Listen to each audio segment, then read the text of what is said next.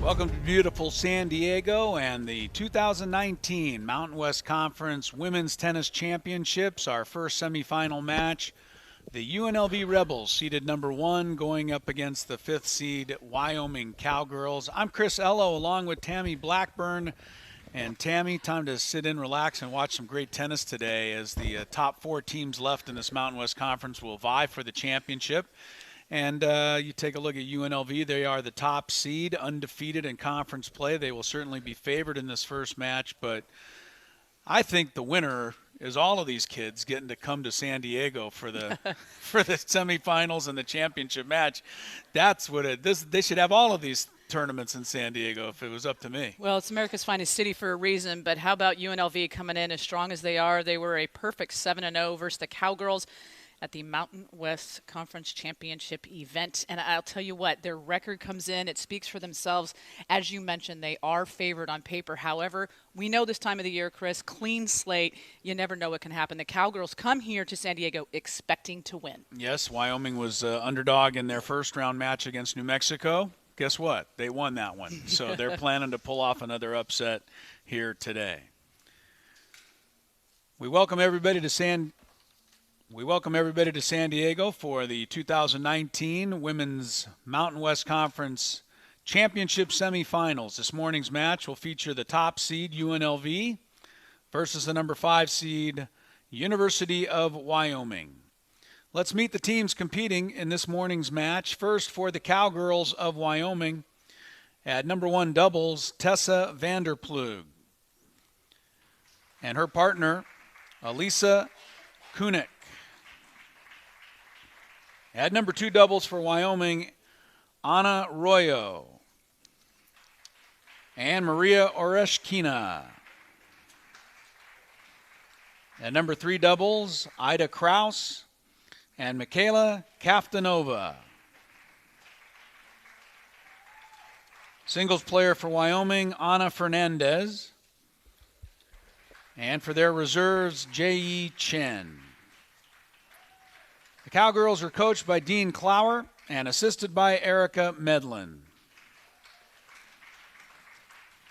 Now for the top-seeded Rebels from UNLV at number 1 doubles, Ai Wen Zhu and her partner, En-Pei Wong.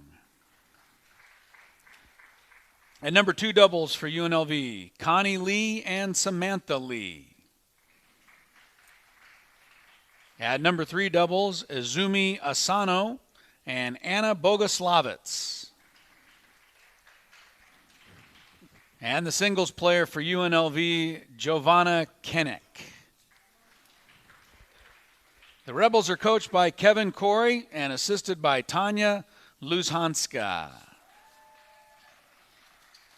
The Mountain West and San Diego State are committed to the ideals of good sportsmanship and fair play. We ask all persons to please show respect for the opposing teams, game officials, and each other. Persons throwing objects or participating in other acts of conflict with good sportsmanship and fair play are subject to ejection. Your cooperation is greatly appreciated. Now, ladies and gentlemen, please rise, remove your hats for the playing of our national anthem.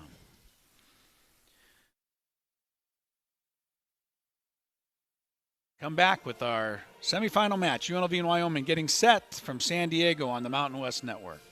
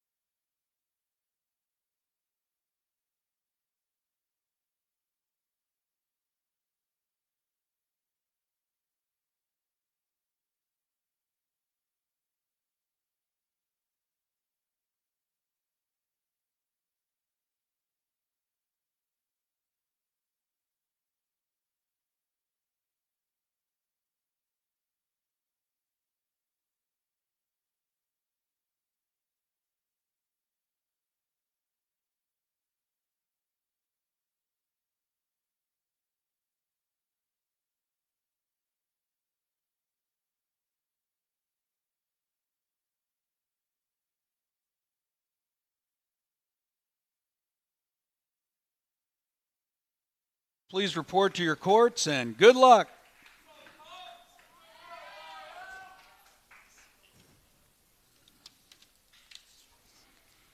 Well, you take a look at the University of Wyoming. Chris Ello along with Tammy Blackburn, they're huddling up, getting set for their semifinal match as they try to take down the top seed UNLV Rebels. Tammy, we should remind everybody the way the scoring works. There are 3 doubles matches, as you see the scores on the left side of your screen there.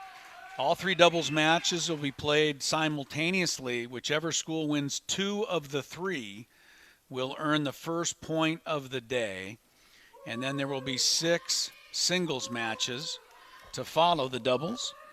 And the first team that gets to 4 victories wins the match. And I think anytime you're an underdog, which is the case for Wyoming coming into this match, that doubles point is really, really more crucial for them than – I mean, UNLV wants it, but Wyoming needs it to make it a match. Well, I think we saw that last year with the men's Mountain West Conference tournament here as well. Setting the tone is something always important, whether you're playing tennis or cross sport. But it's how much can this Wyoming team come out and try to get – UNLV thinking maybe a little bit more. It's about mental capacity here. And a lot of times you think, okay, the physical talent of these teams, all the tennis skills that they have, what about the competitive spirit? What about the tone that they're saying?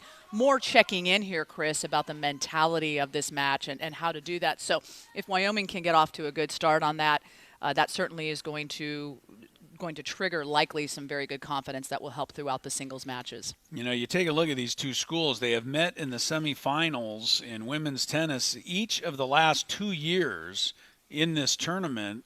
And though UNLV won both matches, both were very close. Last year it was 4-2, and the previous year was 4-3. So I think even though UNLV comes in with all of the accolades, I don't think Wyoming's scared of this team. No. I think they're not gonna back down. And like I said, if they can get that doubles point, they put some pressure on UNLV right away. Well, let's think about what they did yesterday on that match where they stunned number 4 New Mexico, that Lobo number 4 seeded team. The Cowgirls earned that 4-2 victory, and they improved.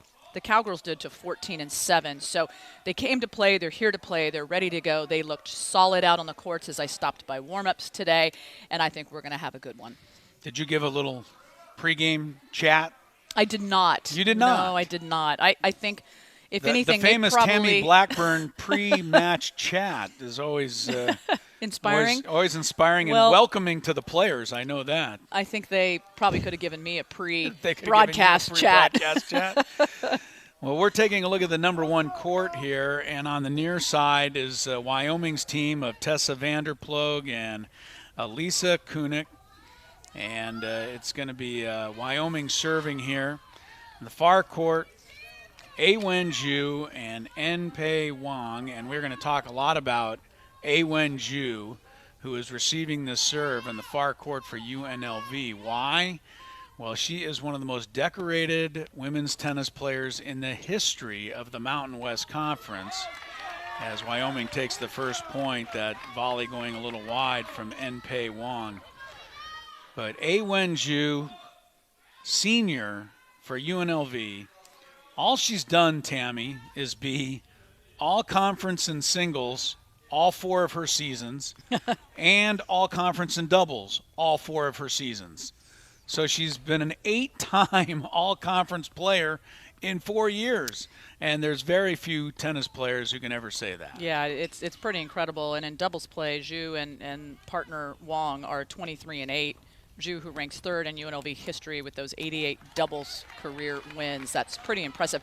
Listen, this is a tandem in Ju and Wang. It's a formidable opponent. There's Ju right there, and always plays with a smile on her face. I mean, we're just underway, and she's as competitive as they get, but she's also going to have a great time and really enjoy her experience. You mentioned Ju and Wang, 40-7 doubles record. I mean, they don't lose very often, and we are at 15 all, and another volley goes wide, so 30-15 for Wyoming here in this first game. And on the other side, Vanderploeg and Elisa Kunik for the Wyoming Cowgirls.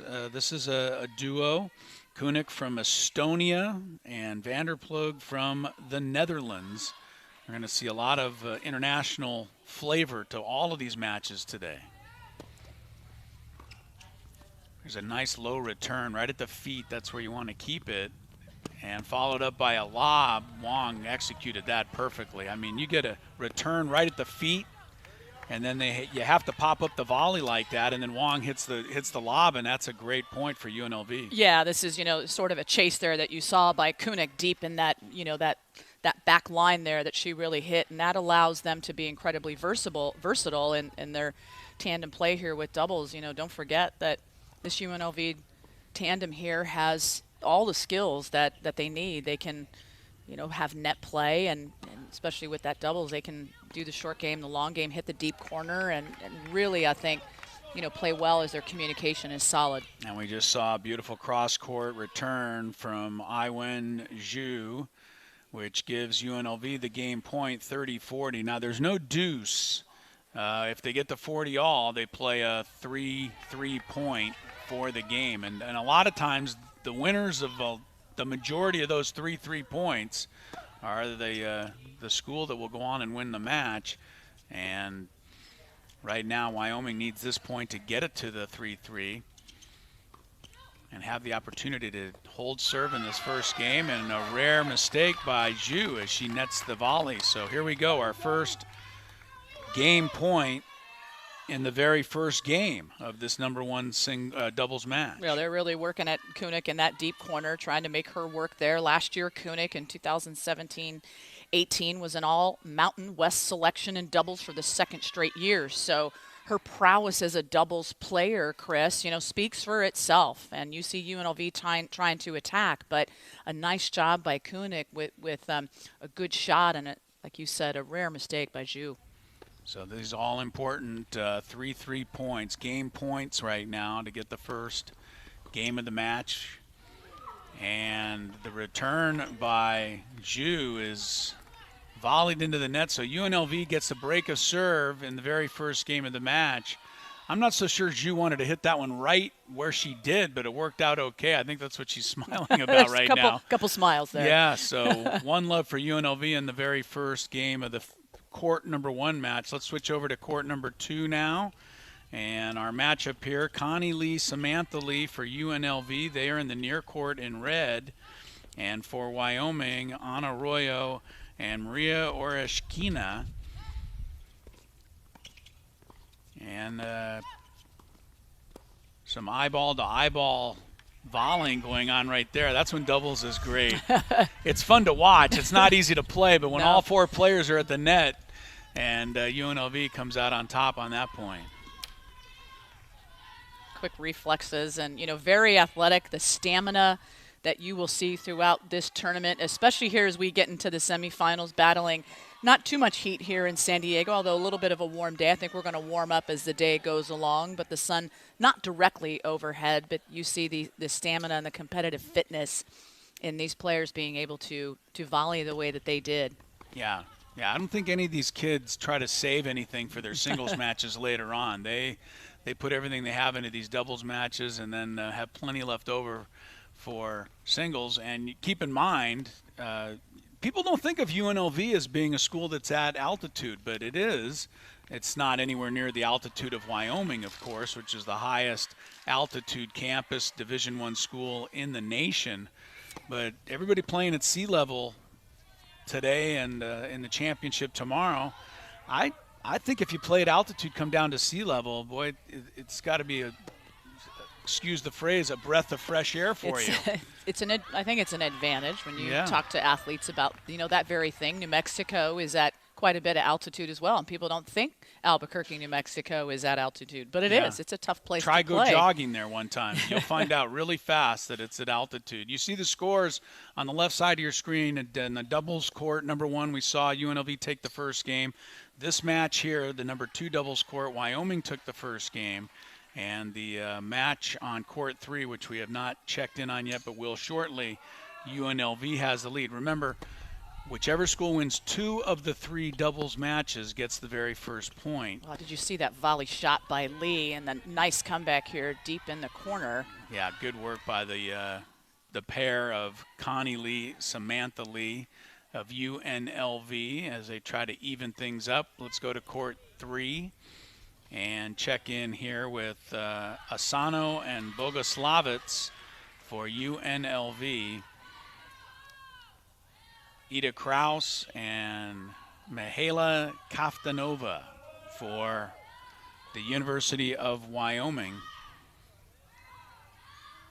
And right now, UNLV with a 2-love lead in this match on court 3. Chris, this is a young lineup for Wyoming on court number 3. You have 2 freshmen playing side by side going against UNLV's Asano and Bogoslavets. And, you know, Bogoslavets coming off of Rebel of the Week, UNLV Rebel player who is just absolutely fantastic. You will enjoy her when you are able to see her throughout the singles in that 4 slot.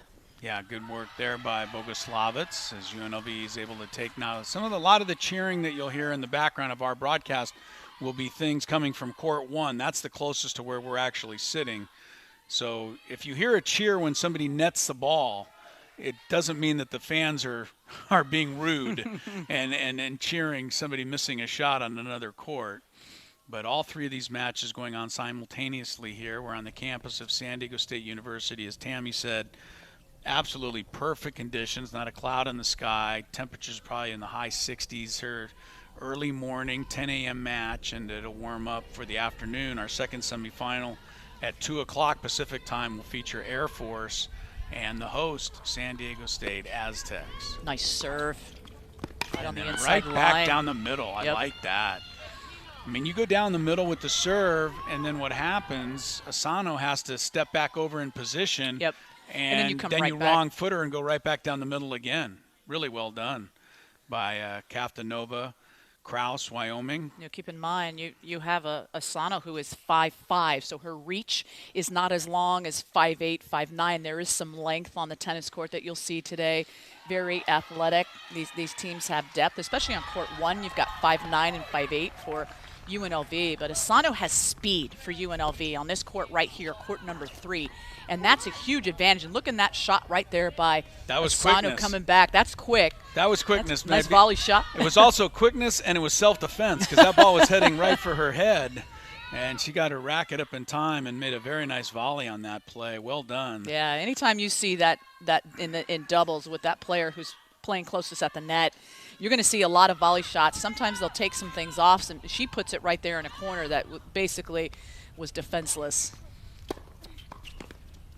Here's a nice poach and a point for Wyoming, keeping this game alive for the Cowgirls. They're trailing 2-love in this match and don't want to go down a second break. It's only 1 set in doubles, so these doubles matches go quickly. Let's go back to court 1 now, where we see UNLV in the near court, a 1-1 match so far. Vanderploeg and Kunik serving for Wyoming in the far court. That's Wong on the return for UNLV. Both players doing their best to keep it away from the net. And that one misjudged a little bit by A-Wen Ju. Off the top of her racket. I can identify a win. I've done that about 10,000 times in my life. You go back for that lob, and it just squeaks over the top of your racket, and you just get a little piece of it with your racket. Nice lob that time. Zhu, who admires, and her favorite tennis player is Roger Federer. She is majoring at UNLV in hospitality management, something that we see quite a few athletes. A great program for hospitality management at UNLV. She's part of that. Yeah. One of the best in the nation. Yeah. Well, you can imagine UNLV, lots of hotels and hotel rooms. They have a few hotels around there, yeah. It's not a bad place to learn how to run a hotel. Yep. But she's back. Zhu is back for another season with the Rebels. And she had posted an 8-3 singles record during tournament play. That was last year. Well, A-Wen Ju right there, and we'll see her in singles later, but she has 99 career singles victories at UNLV. So she is going to be looking for her 100th a little bit later on today. But right now focused on this doubles match, which is 1-1. UNLV in the near court. Great shot there by Zhu. You see her ability. She was a seasoned player coming out of East China University. Coming all the way across what they call the Western Pond and the Pacific Ocean. That is far. Yep. I went to China a few years ago. It's a long flight. And, oh, yeah. I played basketball over there I had so much fun there. It was great being there, but it was not as much fun getting there, I must tell you. It was a long flight. It's a long flight. Like, you ever watch 10 movies and then you're still not there? You're like, come on. When are we going to land? This is 30 all and 1 all. This match on court number 1, very competitive in the early going. Zhu being drawn way out of the court. And that sets up the point for Wyoming again. So the Cowgirls, look, this is the one you want to get to, I think, on court 1, because that makes a statement. You need 2 to win, but if you get that one on court 1, that makes a little bit of a statement, especially if you can beat Zhu. Well, remember, UNLV jumped out to that early win there, and Wyoming coming right back, and that's right. A They nice, broke them in the first right. game, and Wyoming broke them right back. You're absolutely right. So Kunick going to try to serve out this game, give Wyoming the 2-1 lead here, as Wong awaits on the return, bottom left corner of your screen for UNLV.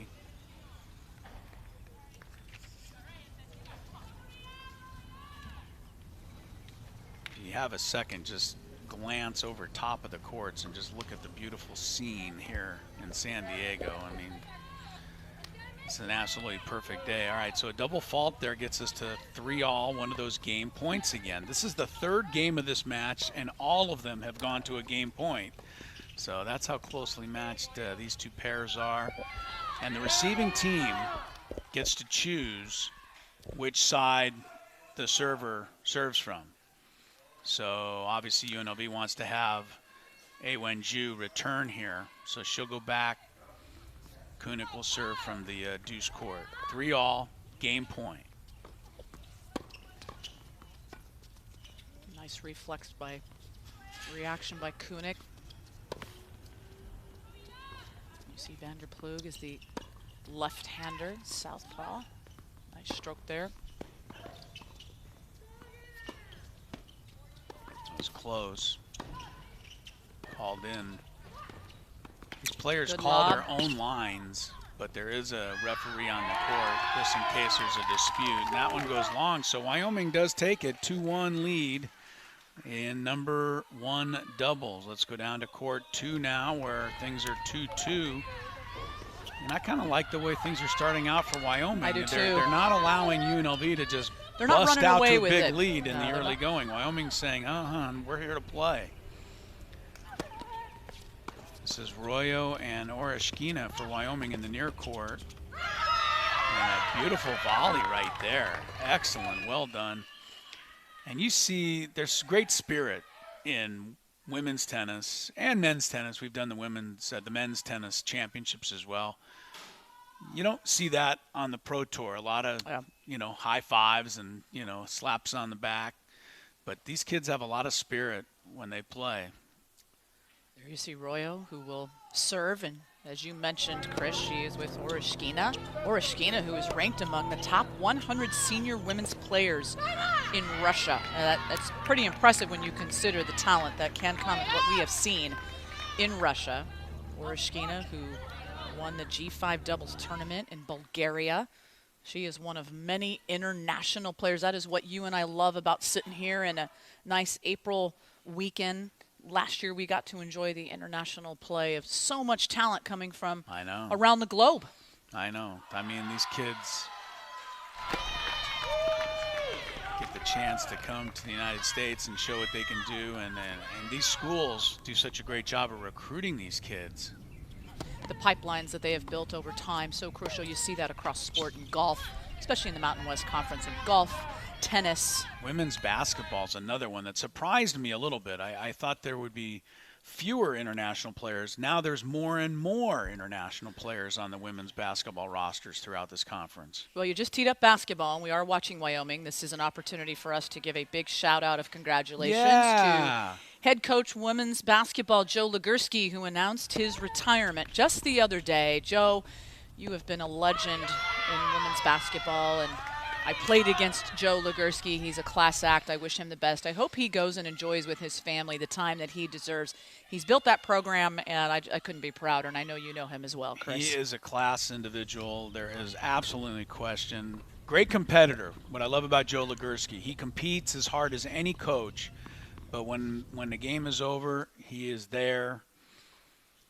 Congratulations and well support for both teams. I mean, Joe Legursky's just all around a tremendous guy. I was kind of bummed. I mean, I'm happy for him that he's getting to retire, but I was bummed that he's retiring because I really loved doing the Aztec Wyoming women's basketball games and seeing Coach Legursky prowl the sidelines. But congratulations to him. We're on court 3 now. You see UNLV has a 3-1 lead here.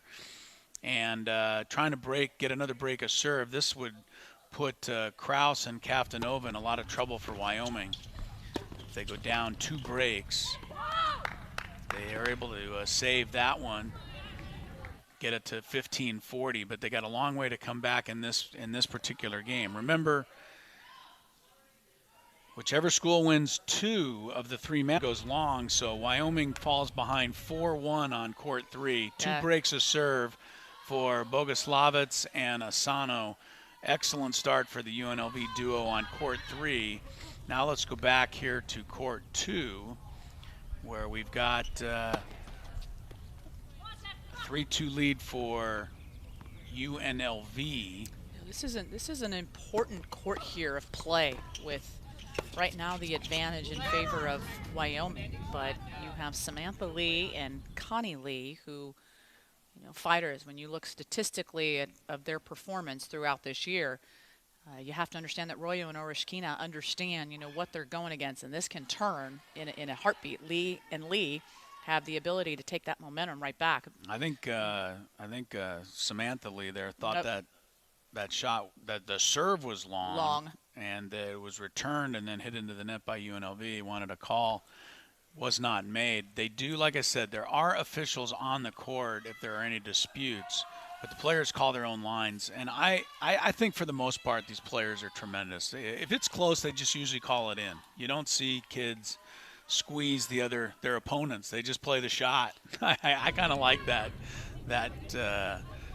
sportsmanship. But we do have a discussion going on here. Our first little discussion of the afternoon. Can we go to New York in the replay booth? Jason Bott? No, we can't do that. So good. I'm glad we can't do that, because I think there's too much replay in all of those sports, to be honest with you. All right, so they got it sorted out. UNLV, like I said, with a 3-2 lead, 30-love for the Rebels. Keep in mind, court 3 looks like UNLV is going to win that. They are up 2 breaks.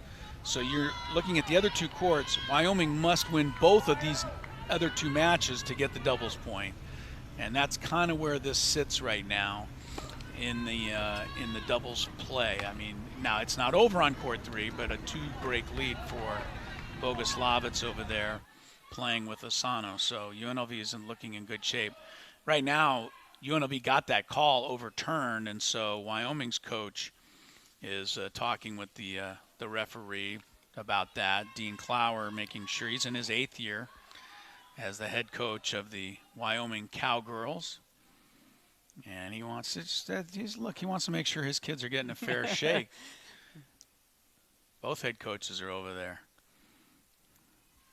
And, Clower, remember, he held the title of the interim tennis coach, was the assistant for the previous 4 years. He was promoted to the head coach program in spring of 2012. So he's been there quite some time, but started out with an assistant title and then interim head coach, and then has really taken this Wyoming team to the next level. 2016-2017 under Clower, record-breaking season. 18-4 overall record, one of the best there.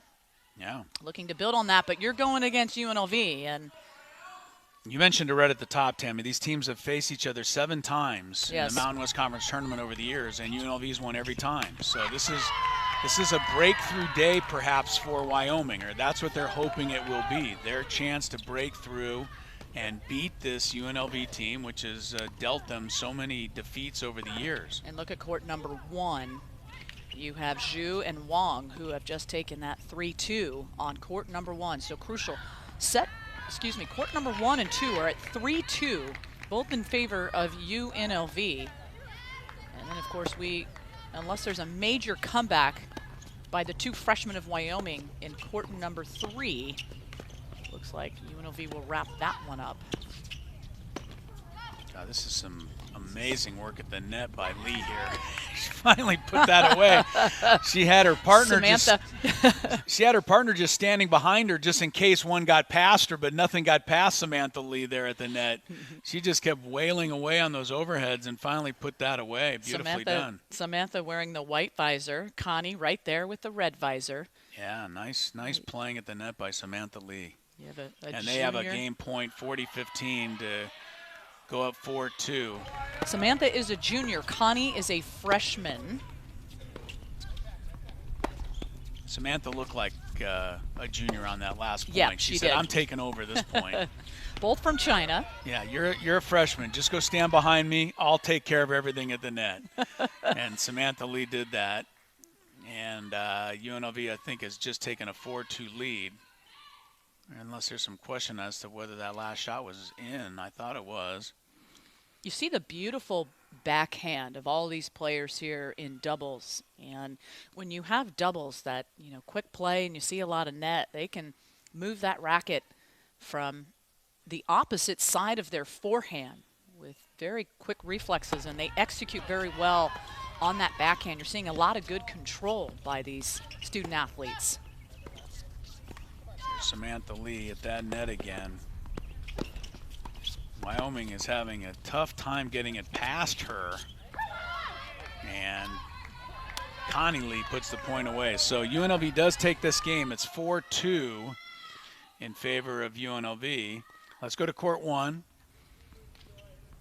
And we've got the all-conference player, Iwen Zhu, serving for Deep UNLV. Hit. Deep return. Tough return, too. Wyoming's not backing down, Chris, from Zhu's serve. They shouldn't. Yeah. They shouldn't. This is the championships. This is the semifinals. You got to come to play, and a little net cord help there that time for Kunik and Vander Plug, who are down in this match, but trying to break back here against Zhu and even things up. Look at Zhu. If she has a smile on her face, whether she gets the point, doesn't get the point, it doesn't seem to matter to her. She's having a ball out there. I love that attitude. Highly decorated player for the Rebels, your 2019 Mountain West Player of the Year this year. Last year is Zhu. You mentioned that off the top, Chris. These accolades, just a dime a dozen for Zhu. Well, how many people get to be all-conference 8 times in a 4-year career? How about her starting her career with the 2016 Mountain West Freshman of the Year? Sure. And she has not let down. She has not taken her foot off the pedal, continuing to build, develop her tennis skills, not only with, technique, the lob, the serve, just great play. Has pretty good speed. Well, this is obviously a player that needs to clear out a little space in her closet for all of these trophies that she has piled up. Shot right at the net, but catches the tape. So Zhu and Wang, UNLV is leading all of these matches except for court 2, and right now Wyoming's going to need to rally if they're going to get this doubles point, and I think most people think that if Wyoming can pull off an upset today, they're going to need the doubles point. But right now, it's looking very much like it's going to go to UNLV unless Wyoming can get hot here, turn a couple of these matches around. Vander Plug and Kunik talking with each other briefly before Zhu's serve, making sure that not only are they helping each other out, but talking about strategy, and it's so crucial, Chris, in doubles. Yep. To have that cadence, the rhythm and cadence between two players. Second serve here. I think a double fault by Zhu. So guess what on court 1? I believe we've got another game point coming up. And this is the 4th one we've had already in five games. So court 1 has been very contentious. And this is a big point here for Wyoming. This duo right here needs this point to get to 3-all for Wyoming. I mean, this is huge as you look Kunik at. will receive the serve. It's up to the Wyoming gets the call. So Kunik says, I'll take it. And this is right where Zhu just double faulted a moment ago. That's an excellent serve. Great backhand return. Look at that. Kunik fired up. Kunik came right in behind a return. Wow. I love it. That is aggressive play on a big point. Well, a lot of times on big points you'll see players sit back, but not that time. Well, Kunik's return off of Zhu's serve was key, and it was deep, and it allowed her to come up and have that quick backhand return, you know, close to the net. And so that strategy, and that was we were talking about before, how they got together, and they were talking about making that adjustment. They said, okay, if I'm going to go deep, I can come up and play a little bit closer to the net, and that's exactly what they did. So credit Vanderploeg and Kunik for adjusting, and now they've kind of taken the momentum back here. Well, we're back to 3-3, and you look on court two, it's 3-3. So just as we were saying, UNLV was in control of these doubles matches. Wyoming has come right back and back even in two of these matches. As this match here, I mean, they just go game point almost every single game. Court 2, UNLV is taking the lead 4-3. This is court 1 we're watching here. Nice switch off there. And this is a little sitter up there. And it was put away by Kunik. Smartly played, and I think Kunik just read where Zhu's position was and maybe caught Zhu just a little off balance. There was a little bit of depth there to that shot, and you saw Kunik sort of sell that shot, but she turned around. I tell you, Chris, Kunik is playing pretty fired up. Yeah, this Wyoming duo is looking very good. And look at what's happened on court 3, too. Remember, UNLV had the 2 breaks and a 4-1 lead. Now, just like that, 4-3. UNLV was up 4-1. That's what I'm saying. The 2 freshmen come roaring back. Yes, they have. So Wyoming right now has all the momentum. Zhu and Wong, just a quick visit to the chair. Vanderploeg trying to keep Wyoming's momentum going here. Great return down the line, found the space. Yeah, that's a low percentage shot, and that's why you'll see the player at the net oftentimes will kind of shade themselves toward the middle of the court, and you say, boy, they're leaving a lot of room open on that line. But remember, the net is always higher on the lines than it is in the middle of the court, just a little bit higher, a much tougher shot, but it was executed that time by Wong, not that time, though, by Zhu. Ace by Vanderploeg. Great serve. They ought to just start these games at 3-3 on court 1, because every game has gone to 3-3. Back and forth. Yeah, they've all been 40-all and gone to a game point. You know, this is where you check back in with what Wyoming did yesterday. As you see Vanderploeg first serve into the net, stunning the 4th-ranked New Mexico Lobo team and sending them away in the quarterfinals on a Thursday afternoon. Vanderploeg, senior from the Netherlands, and another service winner for Vanderploeg. Makes it 40-15. So the Wyoming duo now looking to take the lead, I think, for the first time in this entire match. They've been down by a game 3 different times. Now Wyoming has a chance to go ahead here. Vanderploeg serving it at 40-15. Oh, that's gorgeous. I mean, you talk about threading the needle down the line, and Zhu did just that. Yep. It just talked about how low percentage of a shot and how tough that is, and she burned it past Kunik. That's what she'll give you. Listen, this is a UNLV team that has just been slightly out of sort, maybe a little out of rhythm here, and Wyoming has taken advantage of that. But that shot, much needed by the veteran player in Zhu, and that's what she's going to give you. Can she keep this doubles partner rowing back here against Wyoming? That's a key point. Wyoming serving at 40-30. Lob is over the head of Zhu. Another lob, but the backhand by Zhu.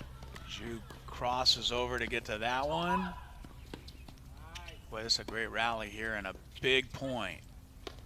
Ju looks to put it away and mishit it a little bit, and I think that worked out to her favor. Well, you could hear it. I mean, we're court number 1 is right next to our announce position, where you said earlier you could hear that contact was not as solid as it needed to be right off the top of the racket. It was perfect because it just dropped. Look at Ju right there. We already told you she smiles all the time anyway. She's certainly going to smile after a lucky shot like that, and that was a crucial point because now guess where they are? Game point. 3-all for almost every game of this match has gone to 3-all, and we're at 3-3 in the score. Court number 3 continuing to be very important for this UNLV team, and they are serving down on court 3. Meanwhile, you are watching court 1. And that, let's see, I think the serve is called long. The return was definitely long by Ju, but the serve was called long, so it'll be a second serve for Vanderplug. 3-all. This is 3-all and 3 points all. Game point right here. Nice poaching by Kunik. And finally able to put it away. You know, Kunik has made 2 great points in a row on 3-3. The last game, she came forward on her return. This time, a great poach to come across and cut off that return. And you see now court 1, Wyoming has taken the lead 4-3. We'll go back to court 3 here, where just a little while ago when we were here, UNLV had a 2-break lead, and Wyoming has found the momentum with Kaftanova and Kraus. Well, and they rallying have from 4-1 down. They have Bogoslavets just a bit frustrated, who dropped her racket there on that last point. Wyoming coming up big. 2 freshmen there you are looking at with Kraus and Kaftanova. Meanwhile, on court 2, take a glance at that score now, 4-all. I mean, Wyoming is giving UNLV everything they could possibly want, and then a little more here in this doubles competition. They've tied it up on court 3, down 2 breaks. They've gotten even at 4-4, and now are serving to take the lead. We had pretty much called this match on court 3 for UNLV with a 2-break advantage, but Wyoming has wiped out that advantage. Great work by the Cowgirls to get back to 4-all. I mean, this is a mighty comeback here. You almost had UNLV on court number 3. Asano and Bogoslavets locked in. They were ahead 4-1, and 3 straight games that these 2 freshmen right here have come back. And 2 of them breaking serve. Yep.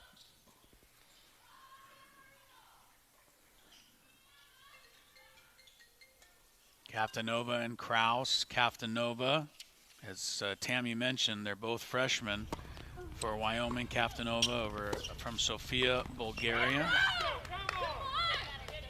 Kraus from Denmark.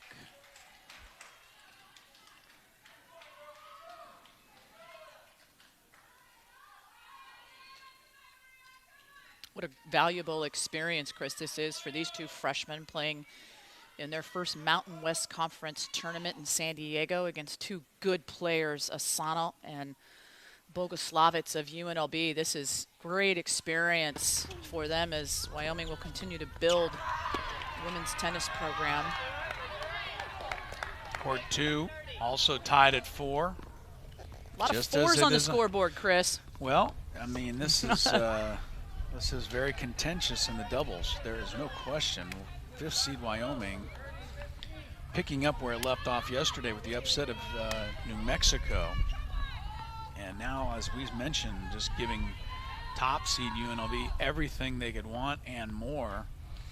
Serving here is Royo for Wyoming at love 40.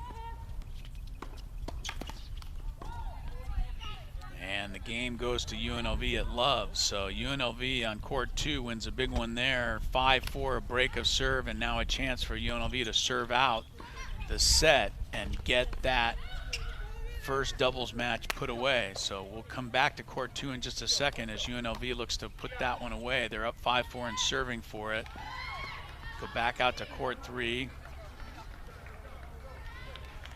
We're at 4-4. Wyoming will serve here.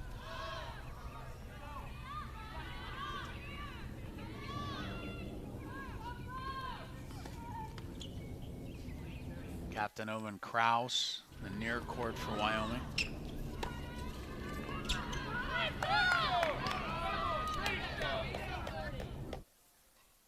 Well constructed baseline point there. Another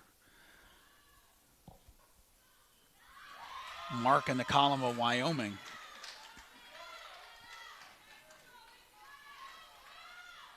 These two freshmen certainly racing against they're doing the a great leading job. opponent, and I love the way that they're communicating with each other. We're going back to court number 2. Yeah, this is where UNLV is looking to close out the set. Up 5-4, UNLV in the far court serving for this set.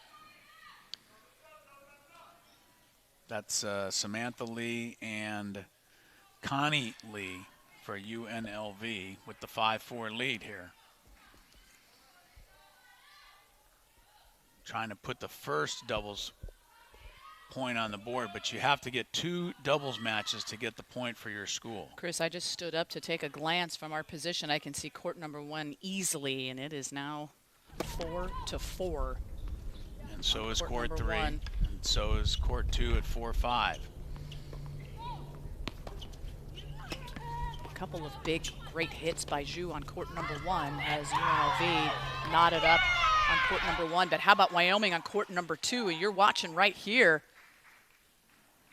They just staved Royo off. Yeah. They just staved off defeat.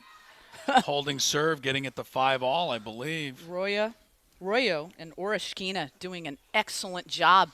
Coach Clower likes it. Yeah, Coach Clower even had a couple of jumps and skips on that last point. He had a little air time, a little hang time, as they say. So close. And look at these matches, all 3 of them coming right down to the final moments. And Clower trying to give them the message to say, bring it home. Right. We're this close. Let's take this doubles point. Court 1 again. Wyoming and UNLV tied at 4 on court 1. Kunuk, who has been spectacular with the serve here. Yeah, Kunuk's really made some smart plays in this match. Very, very well done by Kunuk along the way here. But a good return right at her feet. And close to the line, but in. And then off the tip of the racket of Kunuk. So she went for a little bit more than she could get to that time. And some good hitting from the baseline by En-Pei Wong. Kunuk, who is 5'9", has good reach. She needed to be 5'9" and a half. Needed to be 5'9" and a half to get it, or Yeah. lunge a little more. It was a good effort, but it went off the tip of her racket, and Vanderploeg could not play it from behind. So you've got UNLV leading one of the matches 5-4. You've got Wyoming leading another match 5-4. And then the third match, this one, is at 4-4. So this doubles point is very much still up for grabs. That's wide. Kunuk. In case you weren't sure, Kunuk let us know with a celebratory fist pump. And Wyoming goes up 5-4 on court 1. So Wyoming now has the lead in 2 of the 3 matches. Chris Kunuk in high school knew that she was going to be a special player. Played both singles and doubles. Won several ITF. 3-time Estonian champion. So she came out of high school incredibly well-known, highly touted, as that shot is out by UNLV, and Kunuk chases it all the way back to the line, watches it go out. Another crucial start, a good start for Wyoming on court number 1.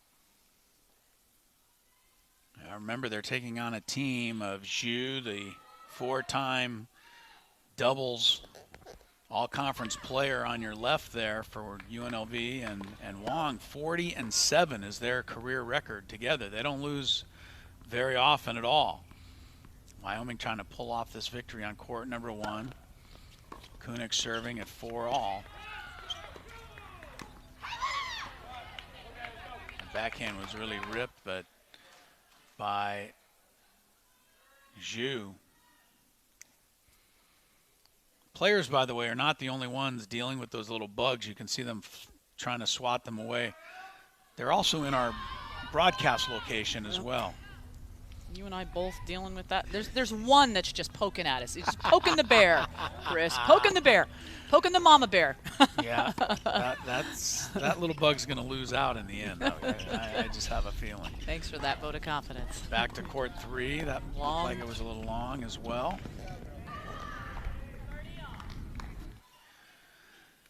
Really impressed with how Wyoming has played this match. I mean, just on paper, this just looked like, you know, a UNLV day.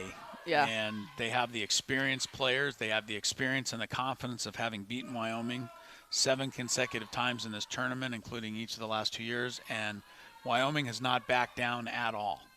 I am amazed at what the 2 freshmen in Kraus and Kaftanova for Wyoming have done on court number 3. Here is Boguslavets on court number 3 for UNLV. They were down 4-1, and they are up 5-4 on court number 3. It takes incredible concentration and focus play in a vital role for both of them. Their performance has been spectacular. Back to court number 2, Chris. Court 2, it's also 5-4. I mean, everything's 5-4. Look at all 3 matches with a 5-4 score right now. And whichever school wins 2 of these 3 matches will get the doubles point. Connie getting just a little bit of chatter from the junior, Samantha Lee. There's Connie serving right there. Great for Samantha to be a sort of a leader out there for her freshman. Connie is the freshman, and Samantha Lee takes that leadership role. Both of these players here from China. Evening things up, 5-all. So back to court 3. Very, very close. Yeah. I mean, you talk about could go every 5-5 here. Every point, the momentum changes. Court 1 is 5-4. This would be a big point for court number 3 here if UNLV can get this one back. Asano, Boguslavets have the opportunity, and now it is tied up at 40-all in this game. Boguslavets right there. Wyoming trying to break serve. From Ukraine, Kiev, 5'8" senior. She's got the Southern California hair, though, doesn't she? She kind of looks like a surfer there. Yeah, San Diego. She fits right in here. Anna Boguslavets. Big serve coming up here on court 3. And Wyoming on the other side of the court switching. You see Boguslavets waiting.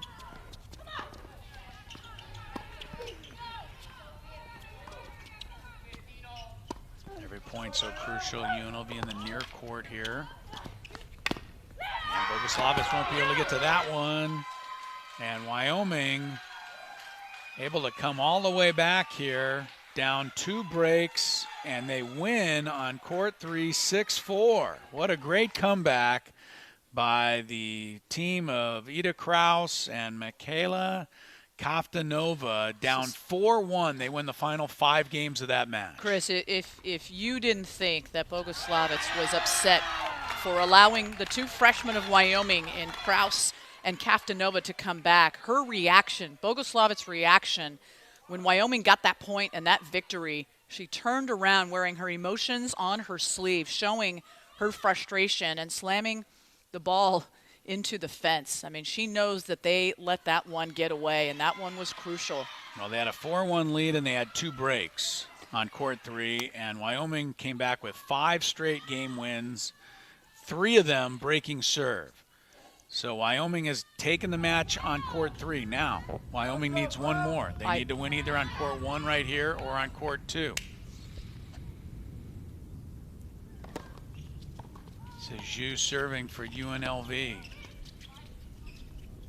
Right down at the feet. What a nice shot by Zhu. That shot right over the net, too.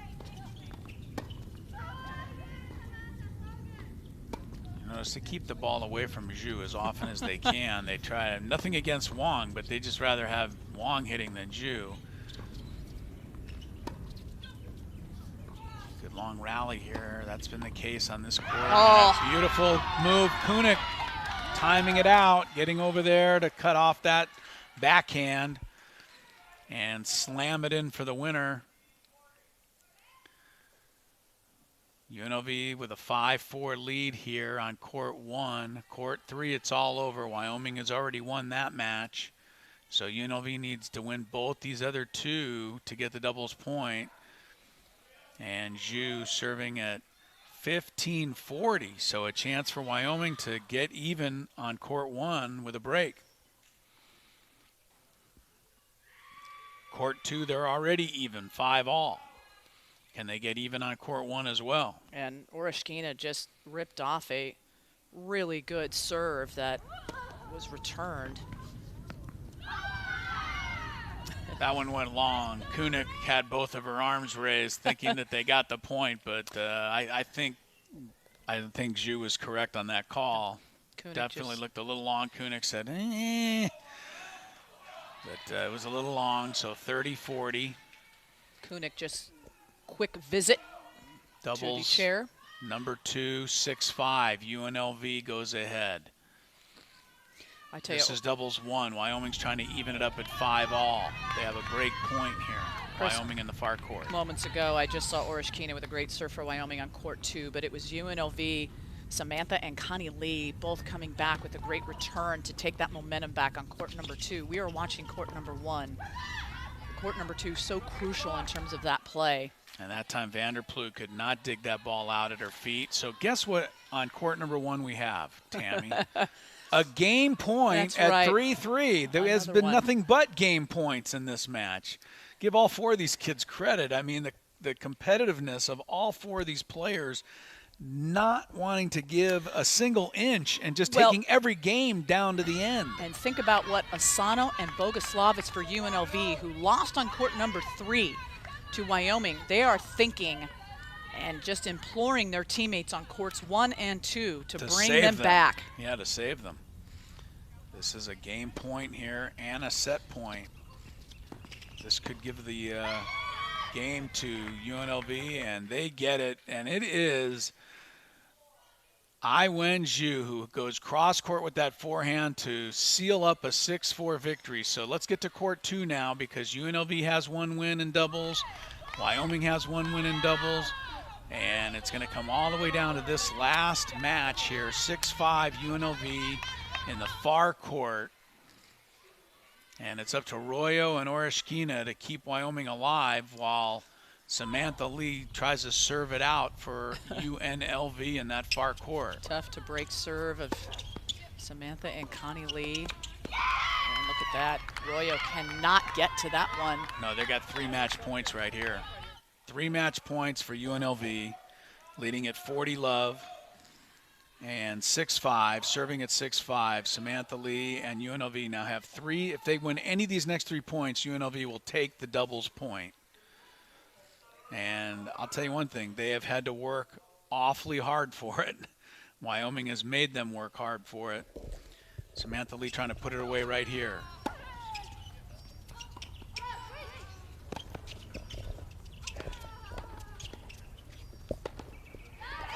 Wyoming keeps it alive for 1 point at least. Royo and Oreshkina make it 40-15, but they need 3 more points to stay alive. Still 3 more match points for UNLV. And when I say match point, I'm talking about this particular match, which also comes with it the doubles point. So everything on the line right here, 40-15. Samantha Lee serving for UNLV, trying to give the Rebels, the top seed, this doubles point. Wyoming needs 3 points in a row to keep it alive. They just got 1. Good first serve, and that's going to do it. UNLV able to put it away on court 2. Nicely done by Connie Lee coming over to finish off with the volley. And look at those scores, Tammy. 6-4 on court 1, 7-5 on court 2, And then Wyoming 6-4 on court 3, but since UNLV wins 2 of the 3 doubles, they get the doubles point. Chris, if this is any indication of how singles is going to go and the rest of the day with the semifinals, who we will see Air Force San Diego State, I will tell you it's going to be a fun day. The competitive spirit, the concentration, motivation to try to win a Mountain West Conference title that is on the line. Pretty exciting. Yeah, those are 3 great matches right there. I mean, every single one of them coming down to the final game, the final points. And you look at court 1 where Zhu and Wang won 6-4. How many of those 10 games went to a game point? At least 7 of them were 3-all. So UNLV gets the doubles point. They're favored to win this match. The odds are certainly squarely in their favor to win now because all they have to do is split the singles matches. But with what we just saw from Wyoming in doubles, I don't think the Cowgirls are going to go away quietly here in the singles play. I'd be very surprised if they do. I'm interested in some of the matchups here that you will see for Wyoming. A couple of really good freshmen going against juniors and seniors in the single matchup. That is what we love to see about tennis, is that it doesn't matter the class year. It matters the competitive spirit. And I think what Wyoming did is, even though they didn't get this crucial point in doubles, you're going to see them get a bit of a break. They're going to hydrate here on these courts, and they're going to get ready for singles. It's going to be exciting. All right, so UNLV Rebels top seeded in this Mountain West Conference Women's Tournament Championship have taken the doubles point from Wyoming. They lead 1-0. Now we'll have 6 singles matches coming up to determine which of these 2 schools moves on to tomorrow's final. The favored Rebels have an edge as they get the doubles point, although they did not get it easily. Come back with us to San Diego for singles play next. Chris Ello along with Tammy Blackburn on an absolutely gorgeous day in San Diego for Tennis for Anything on the Mountain West Network.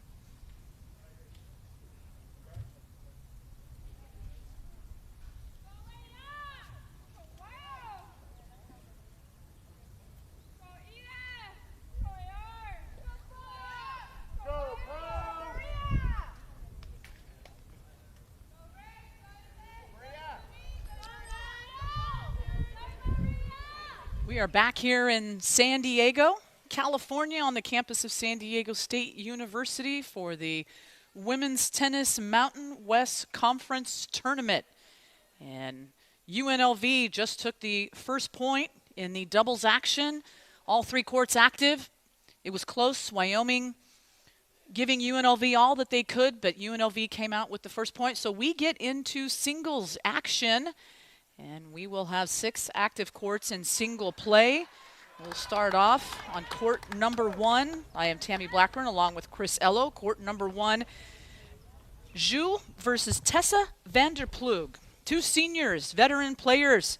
Chris Ello going at it. Both of these players in doubles actions moments ago. They take a bit of a respite. They rehydrate, and they are ready to go.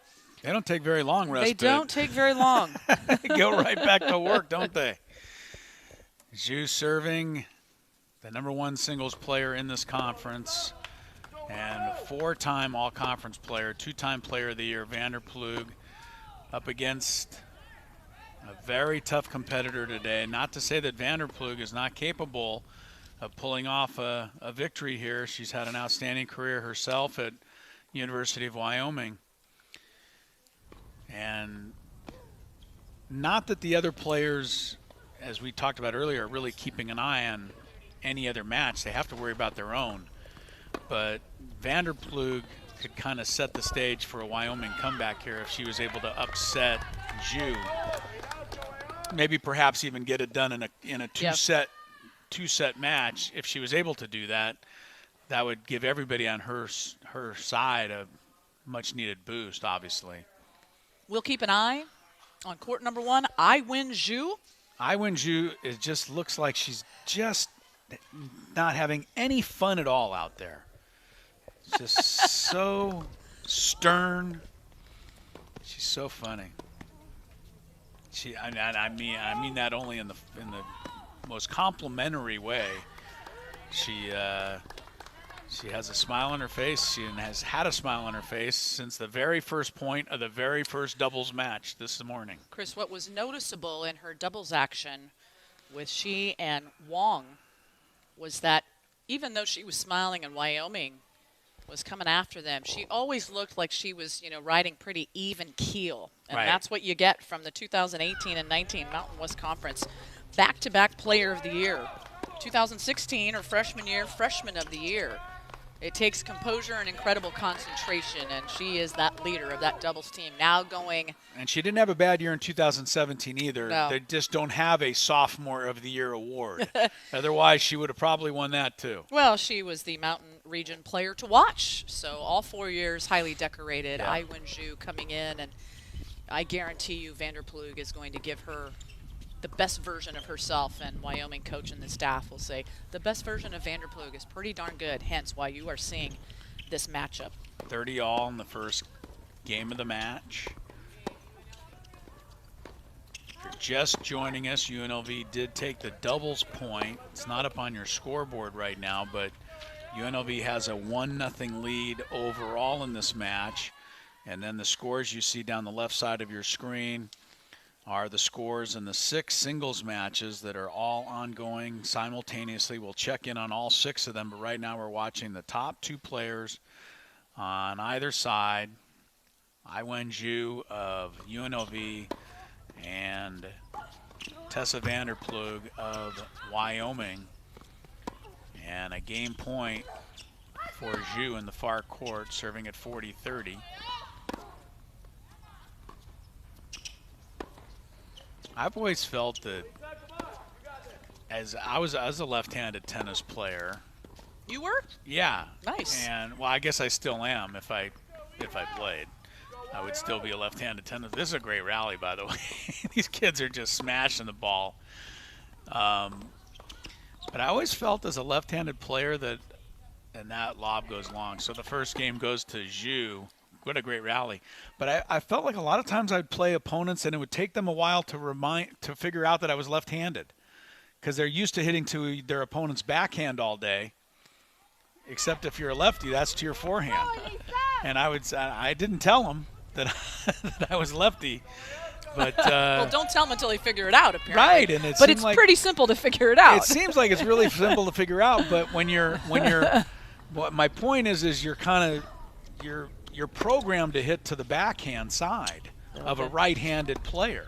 That's what we call adjusting, right? That's right. You have to make that adjustment. Well, it's like in basketball, you got a left-handed shooter. You want to make sure that when you contest and close out, that if it's a left-hander, you want to take a step in the different. You want to contest the left hand, not the right hand. That's right. Sometimes you have to. A lot of times it takes to the third quarter to figure out. You know what? James Harden's left-handed. You're trying to block the shot on the right hand, and she's shooting left-handed. Maybe that's why James Harden's been able to get off so many shots this year. Change your footwork as a defender, Yeah. and throw up the other hand that's closest to the shooting hand. All right, here's Elisa Kunik for Wyoming. She's in the near court. Izumi Asano in the far court for UNLV. This is court number two singles action. And you can see UNLV just very quickly jumping out to 1-love leads in 4 of the 6 matches. And remember, it's not up on your scoreboard, but UNLV does have the doubles point already in hand. But I am not going to count out this Wyoming team no matter what happens, because they have fought so hard today and really made UNLV earn that doubles point. Took them right down to the wire. Sano serving at love 15, has a 1-love lead. They got a break in the first game against Kunik.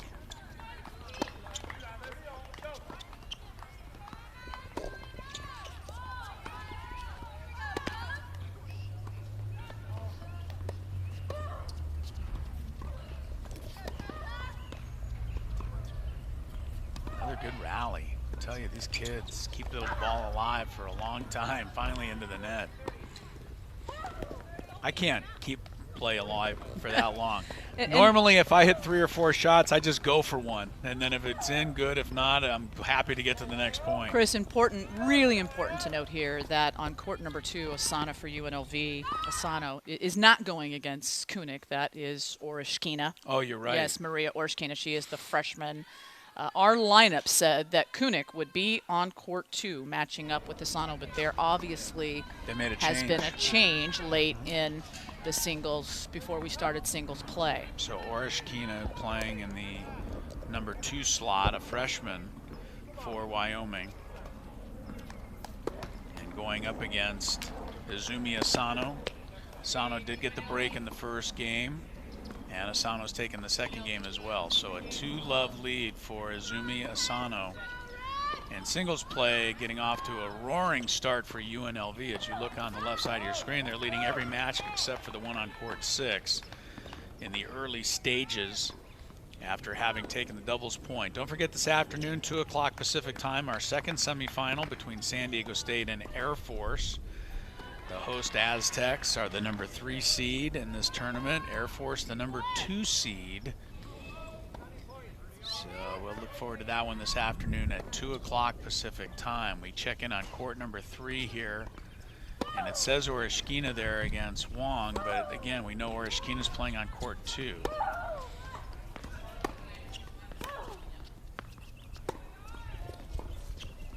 So Wyoming with the late lineup change.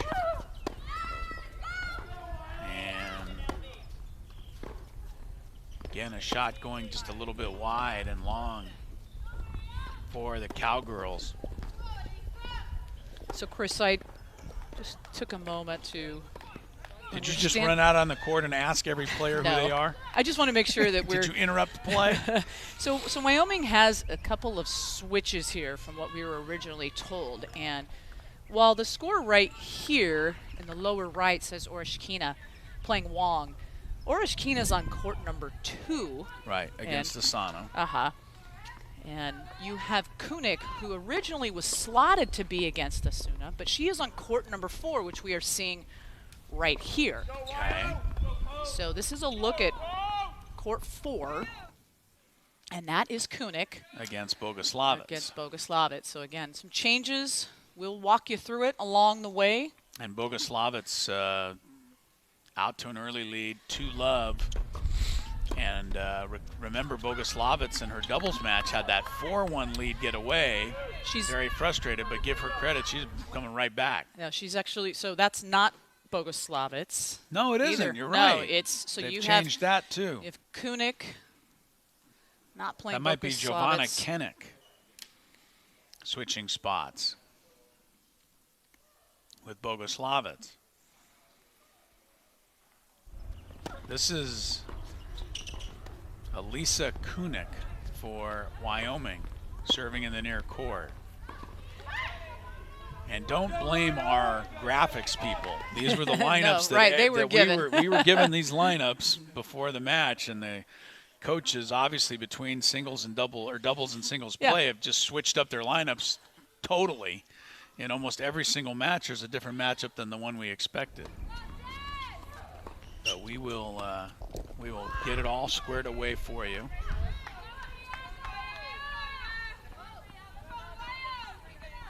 One thing we can tell you is you look at the left side of your screen, it's all UNLV in the singles play so far. Regardless of who's playing, UNLV has jumped out to a big lead in every single match except for the match on court 6.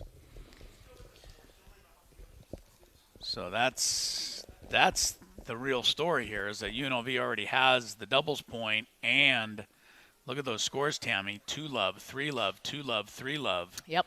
So UNLV, the momentum of that doubles point carrying into singles play right now, and Wyoming's going to have to stop this momentum. Either that or UNLV is going to knock Wyoming out of this tournament for the 3rd year in a row. Take a look at court number 5. Court 5. 3-0. What a jump out for UNLV, huh? Yeah, this is supposed to be Kennick against Fernandez. Neither of these two players played in doubles. Freshman Fernandez for Wyoming, a senior Kennick for UNLV.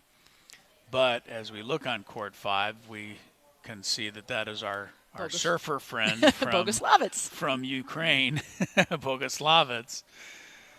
So she's playing on court 5 now. And I think Kennick was on court 4. All right, I have an idea. From now on, Tammy, the players wear their names on the back of their T-shirts.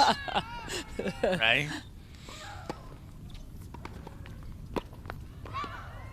Because they don't have numbers. Nope. So we need a little identification. That's Royo. Against Bogoslavets. Royo was slated to play at number 4. She's playing number 5. Who's ever playing where, some of the young ladies wearing brown need to start winning some points, because Bogoslavets very animated on the far side over there. Well, you know, and it's interesting. Keep in mind, she was on court number 3 in doubles. And saw that lead they get were away. up 4-1. And they lost it to Wyoming's 2 freshmen who came roaring back in Kraus and Kaftanova. So Asano and Bogoslavets gave that up. And Bogoslavets was very animated and frustrated that she had given that match up and didn't get the point. UNLV did come back on courts 1 and 2 to come back to pick up the doubles point. Right. But still, Bogoslavets, who wears her emotions on her sleeve, a fiery competitor. I don't mind that. However, you have to have control and not let it take you out. You have to harness that. That's right. You got to corral it, keep it solid. So far, she's doing a pretty good job. She's up 3-0. Somebody tell John McEnroe about that, because he used to be crazier than anybody, but he never played better than when he was acting crazy. So every once in a while, and I'm not ever going to compare Bogoslavets to John McEnroe, but I'm saying every now and again, that player that shows a lot of emotion and plays with that kind of rage out there, sometimes they can play better. Bogoslavets, as you said, upset with herself for losing that doubles point, coming out strong to start this singles match, and a very nice backhand volley puts that point away against Royo. Anna Royo for Wyoming. Royo is from Spain. Look at these rosters. For Wyoming, you've got Australia, Spain, Bulgaria, Estonia, Denmark, Russia, Spain, the Netherlands, and Colorado. This is court number 6. This is one of the freshmen, and Kraus right there in for Wyoming. And she is Connie Lee.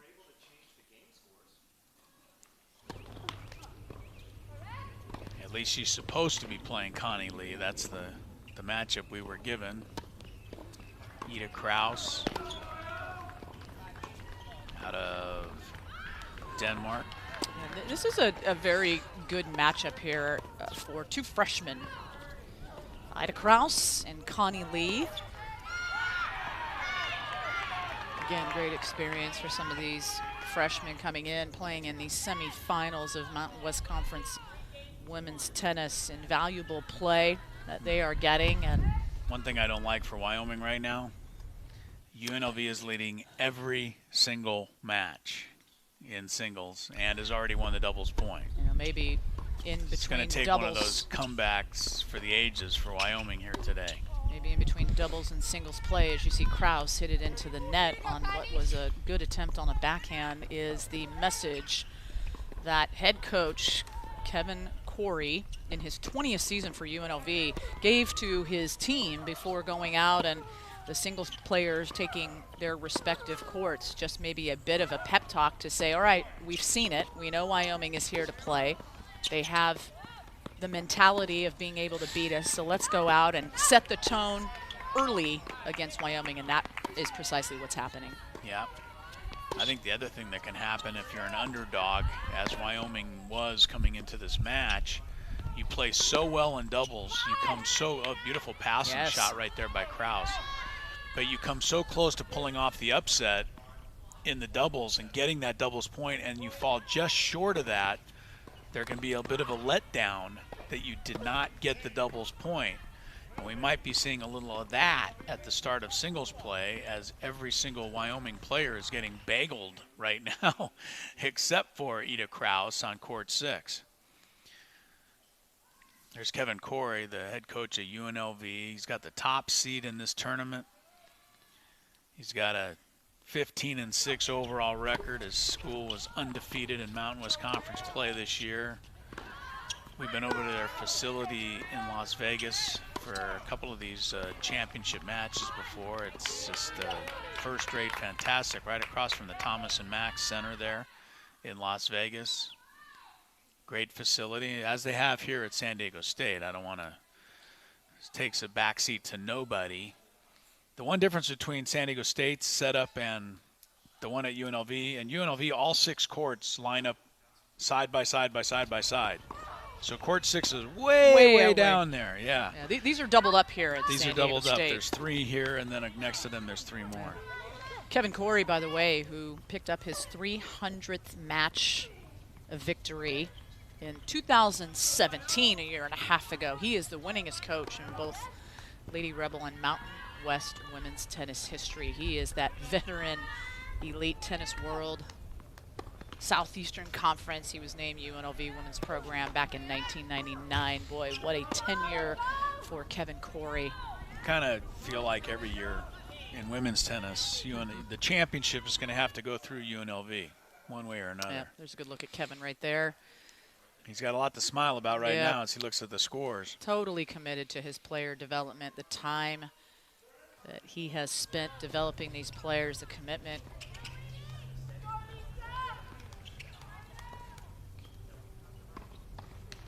We're in San Diego. It's the semifinals of the Mountain West Conference Women's Tennis Championships for 2019, UNLV.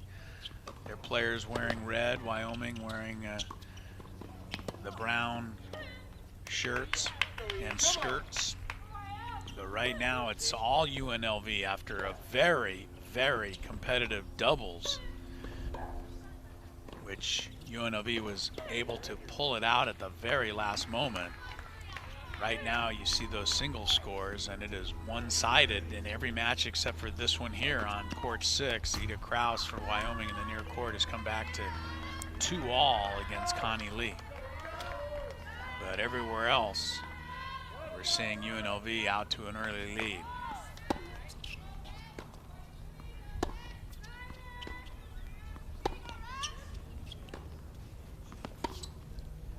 They're one of these really good rallies that would wear me out. I am surprised on court number 4, singles court number 4. Kunick for Wyoming has a goose egg up on the scoreboard. She had played so well in doubles with Vanderplug and was fired up. There is court number 4. There's Asano, pardon me, for UNLV. And Kunick is looking like she is being tended to by the medical staff. Yep, yeah. Training staff, medical staff here on court number 4. So play stoppage. There's Kunick right there. Keep in mind the heat here for these players. She played really well. And not to speculate, but cramping certainly sometimes happens as she lays down and hydrates. Getting a good stretch there. Sometimes once you feel a little dehydrated, it can be really difficult to get that back. So Kunick, Lisa Kunick for Wyoming, getting tended to by the trainer, trailing 4-love in her singles match right now. And either, as you said, maybe some dehydration or just a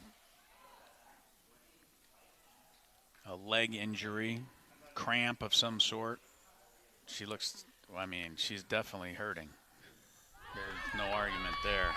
Let's go back to court 1, where we check back in on Ai-Wen Zhu, the 2-time Mountain West Conference Player of the Year. She's in the far court for UNLV, taking on Tessa Vanderplug, the senior for Wyoming, who has not yet been able to get on the board against Zhu. Zhu just kind of smiles across at you and takes your heart away during these matches. And so often, I mean, her shot making is as good as anyone, obviously, but so often the thing that sets somebody like Zhu apart, in my mind, Tammy, is that she just doesn't beat herself, just does not make very many errors. So you're going to have to eventually win the point from her. She's not going to give the point to you. It's so difficult, especially in singles, the concentration. And when you are a player like Vanderplug, who is going against one of the best in Ai-Wen Zhu, is being able to concentrate. Whoop, careful there, as I don't think Vanderplug meant to hit the ball at Ai-Wen Zhu. She was just upset losing that game and getting the ball back over to the other side. Sometimes Ai-Wen Zhu can do that to a player. Again, she's like it's like hitting against a backboard.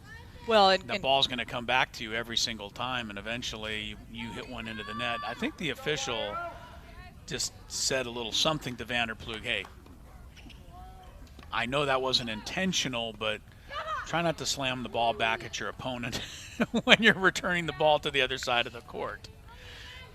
And I'm sure Vanderplug acknowledged that as she's fallen behind 4-love in this first set. Let's go to court number 3. Here we are here. You have Fernandez and Kennick. They did not play in the doubles action. Ana Fernandez for Wyoming, foreground, and Giovanna Kennick of UNLV in the background there at the top. Kennick having an outstanding start to this match, the 5-1 lead over Ana Fernandez. But again, this is another matchup of a senior against a freshman. Not to say that freshmen can't beat seniors, but most of the time you'd rather have the experience, and UNLV has that experience compared to what Wyoming is able to bring out there today. There are 3 freshmen of the 6 singles players are freshmen for Wyoming. For UNLV, just 1, and that's Connie Lee on court 6.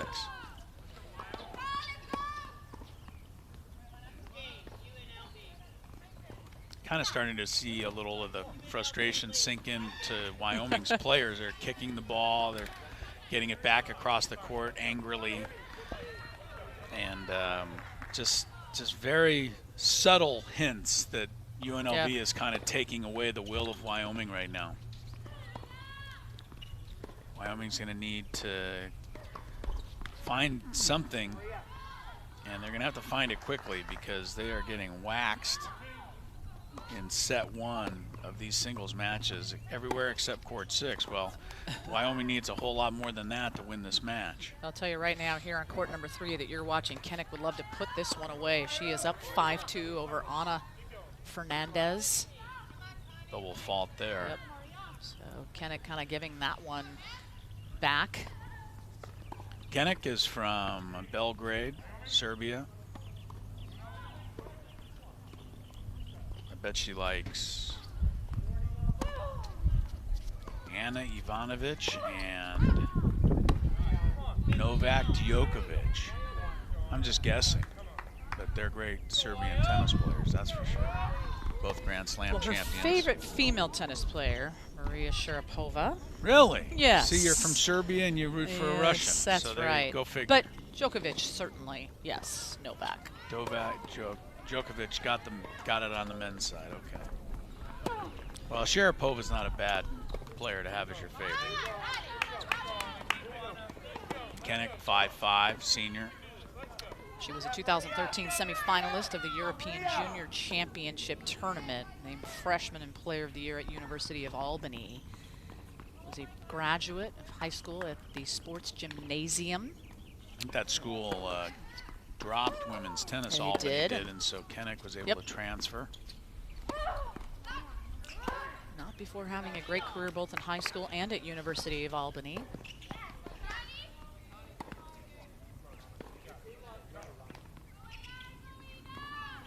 She has an opportunity here, as well as Asano on court number 4.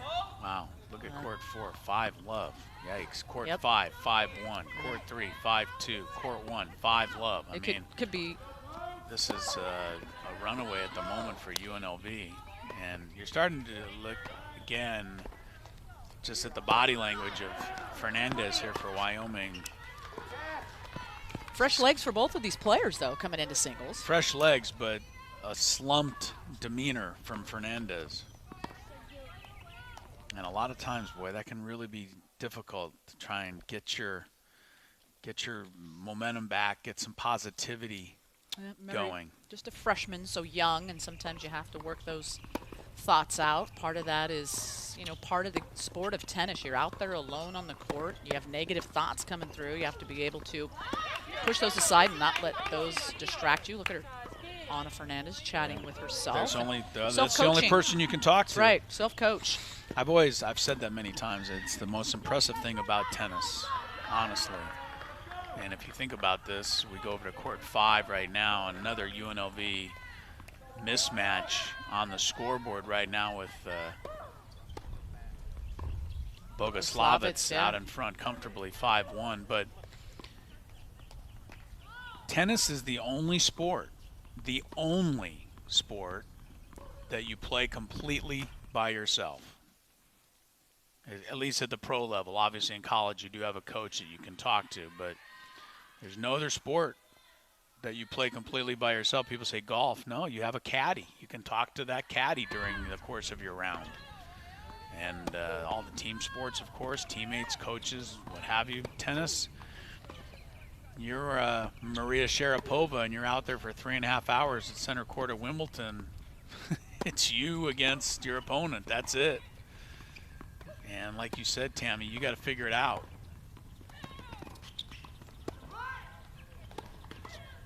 Bogoslavets in control there. Now court 1, where Iwen Zhu is in command.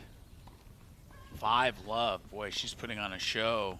Zhu against a really good player in Tessa Vanderplug. And you see court number 3, where Ana Fernandez loses the first game. First set.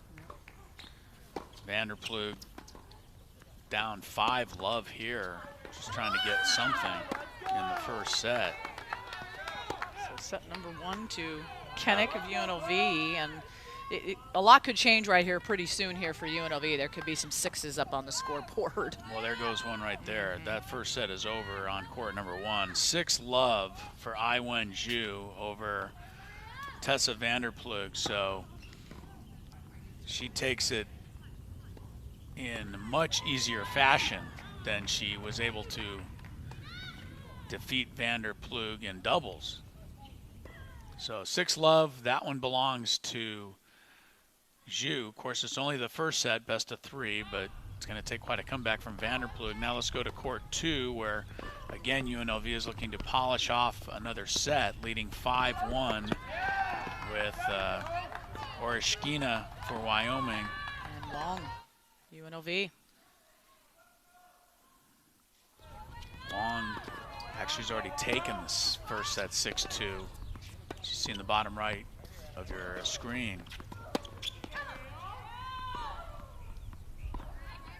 Looking around, if you want to try to find some good news for Wyoming, we're going to have to go to court 6. That's about the only place there's anything positive at all for the Cowgirls right now. A 5-2 score up there on court 6. Things really have to shift here in sets number 2 for the top, at least 3-4 courts, Chris. There's going to have to be momentum taken back. Yeah, I mean, because it's lopsided. Yeah, this is a championship type performance right now in singles play by UNLV, just from top to bottom.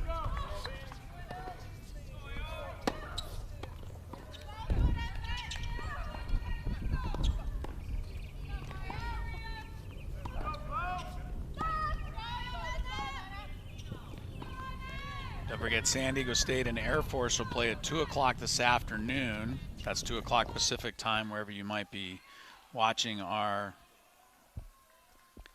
broadcast. Jason Bott, John O'Brien, and our entire crew from San Diego, California. Man, are we lucky. Got to remind ourselves about 5 times a day how lucky we are to be in San Diego, California. It's just because we take these days for granted, and you can't take these days for granted. These are so nice.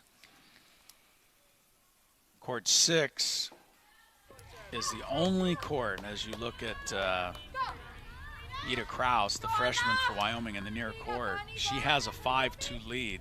That's the only match that Wyoming is winning right now. She is leading over Connie Lee. Here's Kraus serving, trying to close out the first set, get something for Wyoming. But you see in courts 1, 3, and 4, the first set already belongs to UNLV, and courts 2 and 5, the first set is about to belong to UNLV. Now remember, if UNLV wins 3 matches, that'll be it. It's over. As soon as you get to 4 points total for your team, the matches will all stop at that point. So UNLV could be closing in on a very quick victory here today, and that's important because remember, you have to come back tomorrow for the championship. You played yesterday in the quarterfinals, so as much rest as you can get, certainly going to be advantageous going into the championship match tomorrow. So UNLV has a reason to try to put this away as quickly as they can. And they seem to be following that script at the moment. They're not waiting around.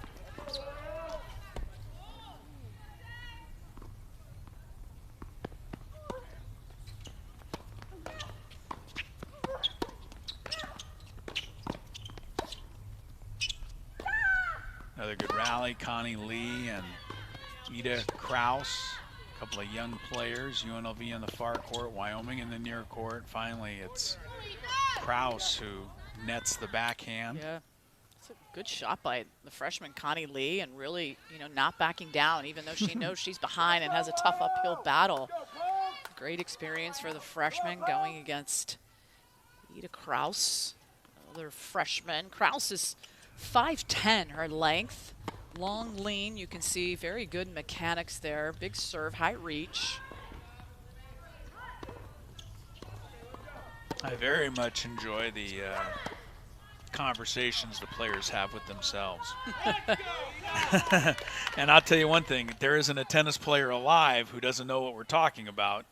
Whether it's talking outwardly to yourself or inwardly, you are constantly always having a conversation with yourself when you're playing tennis. And that's for sure. Chris, speaking of conversation, court number 5, another UNLV set win there, 6-2. That's Bogoslavitz over Royo.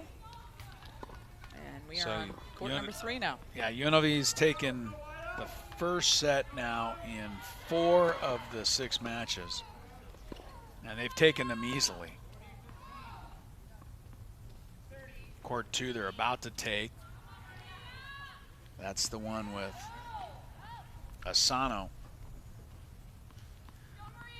Go over to court 2. I'm sorry, it's Wong. Wong I beg and your pardon. Orishkina. Yes, I beg your pardon. They switched up the singles lineups on us, and they did not get Tammy Blackburn's approval before doing so.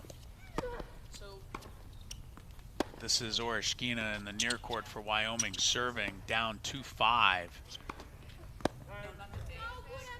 According to the score on the court, they already are in the second set, and yes, they are. Now it's even up on the left side of your screen. So UNLV has won the first set on court 1, 2, 3, 4, and 5. That is domination, and Wyoming has just taken the first set on court number 6. But Wyoming needs a whole lot more than that. They need to win 4 of these 6 matches somehow. So Orishkina is trying to begin a comeback here and on court 2. Well, it's a nice takeaway of the momentum for Orishkina to get that right back after she goes down to Wong in the first set, right? 6-2, and she looks to try to go up 2-0 in set number 2 as she serves, and Wong will work hard to break serve. Orishkina, who played very well in doubles, did not help her team pick up that point. Point went to UNLV, as is indicated in the top left-hand side of your screen. I'll tell you one thing, every one of these kids played well in doubles. Those were 3 really superior doubles matches. Every single one of them 6-4, 7-5, right down to the wire. And I really believe that Wyoming coming up short for that doubles point, I believe that that's carried over a little bit to the first set of singles play. And just the Cowgirls just a little disheartened at not being able to get that doubles point. I think it's kind of cost them carrying over to singles play. And now they're facing a gigantic uphill climb. They're going to have to rally in 3 of those 5 matches that they're behind. And as much as Orishkina came back against Wong in the first game of set number 2, Wong just took it right back, so they even things up. This is game number 3 you're watching on court number 2, and shot by Wong. Was that called in or out? That looked to be on the line. That's what Wong wants to know. That ball was in. And this one's getting away from Orishkina. And that shot looked like Orishkina was frustrated, trying to sort of hit the reset button here. You're trying too hard, a higher bounce from Wong on that serve. Good ace there. How about Wong for UNLV? The junior from Taiwan.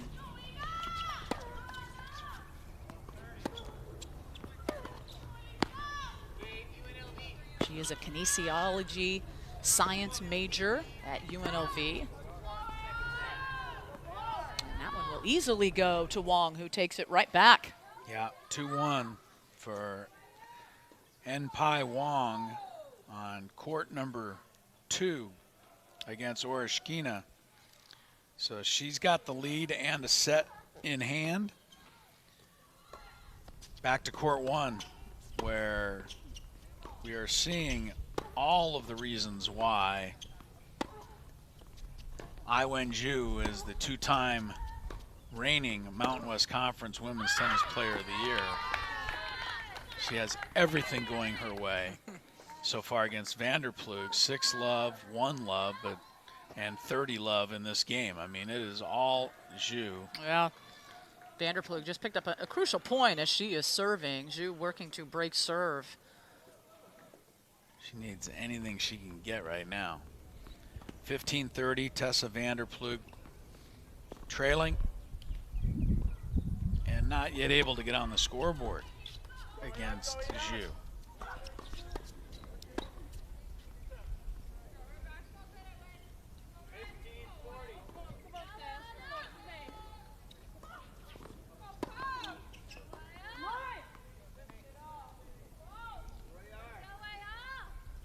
So now 15-40.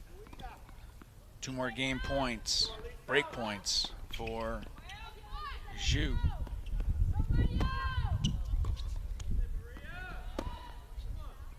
I haven't seen Zhu miss too many shots today, have you? She doesn't miss. You're not going to get very many windows of opportunity, No. especially in that singles action versus Zhu. She finally missed one right there. I still have that power, you know, Tammy, when a free throw shooter steps up to the line, and I always say, well, she's made 29 and then it bounces out. I don't know how announcers have that power, but we do. It is Just the like we can curse. jinx no-hitters in baseball. Or people think we can somehow. 30-40, this is a must for Vanderplug. She's down a set, does not want to immediately go down a break in the second set.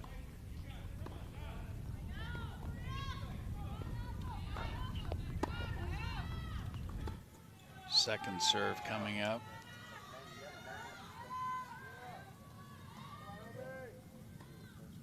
Love the design of the Adidas unis for Wyoming on the top. A little flair and fashion.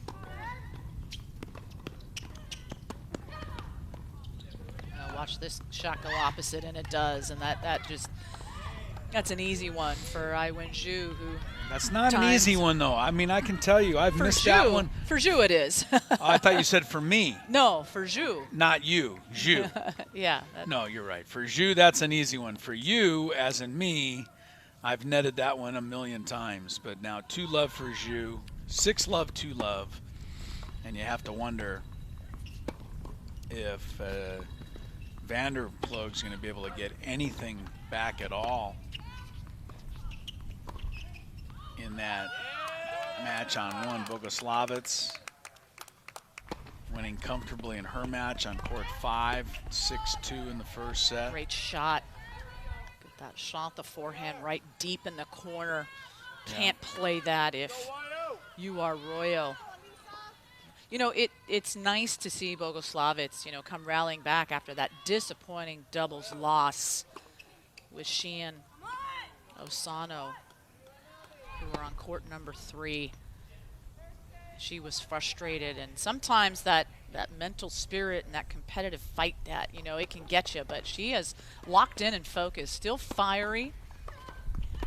Probably the biggest difference between a senior and a freshman is that, I mean, the freshmen are so talented nowadays, but there's no way they can have the same experience and able to, you know, come back from a disappointment the way Bogoslavets has done here in this singles match. Very disappointed after losing her doubles.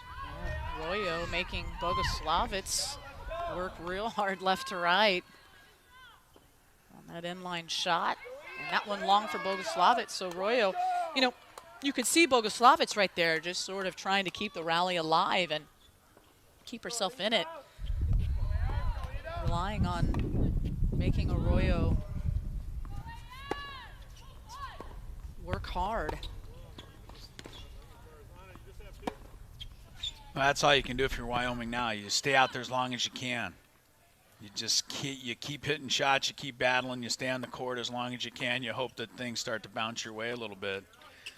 Because if you look at the scores right now, like we're looking at the scores, it's too daunting of a task to ever imagine you could win this as a school. But if each player can just somehow survive and stay out on the court, then Wyoming can get back into it, but it's not going to be easy. Yeah, you have 5 courts that hold the advantage for UNLV, at least for now. I know, but you can't be thinking about that. Like I said, if you're Wyoming, you got to be thinking about your match and how can you get back in it. How can I stay on the court as long as possible? But, you know, the key for Bogoslavec right now in court number 5 that we're watching is she went up 6-2 in the first set, and Royo just took a game from her. So now take a little bit of the momentum away. For Bogoslavec, it's focus, concentration, and just playing the way that she did, and relying on her shot. There you see a little body language there from Bogoslavec, who wears her emotions. We've said this before on her sleeves. No question, the passion that she has, and competitor through and through. Nice shot there, just right over the net. Now a chance to come in on a sitting ball. Unable to put that away. Nice lob. Really well done. And rolls reverse. And Royo gets the point. Yeah, that was, you talk about turning defeat into victory. Anna Royo just did it on that point for Wyoming. Court 3 now. And again, just like pretty much everywhere else, this is a UNLV dominated match so far. Ana Fernandez, Jovana Kennick. Kennick easily 6-2 in the first set. Both of these two exclusively playing singles today. Not part of the great doubles action. The doubles point took almost an hour to decide. That's how competitive it was. It went all the way down to the end. The singles may not take that long to decide.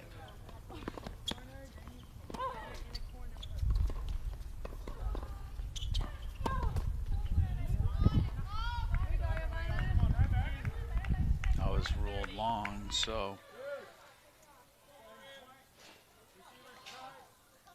the Cowgirls. I am not counting out Royo on court number 5, Chris. I'm not against counting Bogoslavec. She's got 2 now. Yeah, no, Royo. Hey, look, I can't count any of these Wyoming kids. They battle. They have battled. They showed it in the doubles. And like I said, I think that they were down on themselves after not getting that doubles point. I think it cost them in the first set of singles, but now starting to get a little more competitive in these second sets.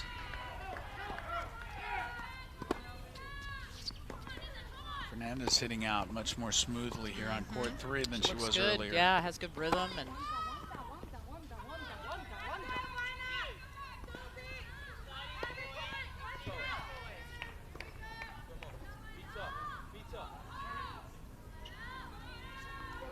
score in the top left part of your screen is the overall score of this match. UNLV 1, Wyoming nothing. That's because UNLV won the doubles point earlier. And then you have the 6 singles matches going on. First team to 4 overall points wins this match and advances to tomorrow's championship. yeah. Look at Fernandez just come back and pick up a game versus Kennick on a long shot, a lob shot that was out. And a little Kennick, enthusiasm too. That's what you need when you're behind. No, she lost that first set to Kennick 6-2. Kennick will serve and set number 2. Game number 3. Fernandez trying to do some self-coaching. You see that from Fernandez quite a bit. Very vocal, very animated with herself. The training that these student athletes get, remember tennis, they're out there by themselves and really lean on that self-coaching. Slight adjustments in set, in game. Good balance there by Fernandez getting her footwork right.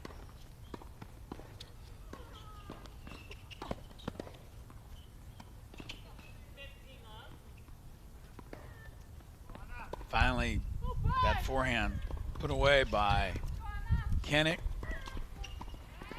Fernandez unable to chase that one down.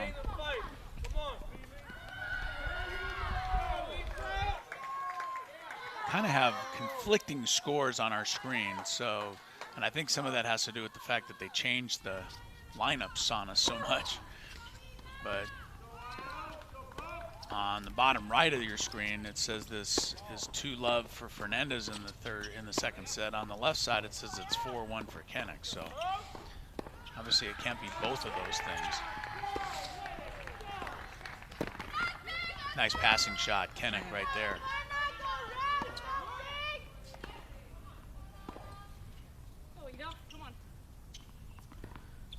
Good to see on court number 1, although we didn't see it, but Vanderplug has finally gotten on the scoreboard. Game. You don't want to see the double bagel in a semifinal match, or any match for that matter. You know, the question for Vanderplug and anybody going against Zhu is you have to develop a game plan on how to problem solve against Zhu, and how do you do that? Tough to do. Problem solving, one of the great tennis skills. You have to find ways to stop your opponent's momentum, not to be outplayed. One of the many tennis skills I lacked. Figuring problem out solving? what to do. Problem solving. And even if I solved the problem, then I still had to execute what I was trying to do. That was another issue. Well, problem solving is one thing against Zhu, and then execution against you. You can problem solve, but are you going to be able to execute, or is she going to problem solve right back? And that is, that's the great thing about this sport, is when these student athletes are able to do that, making, crucial plays, big plays. Ball looked a little long to me. Play on.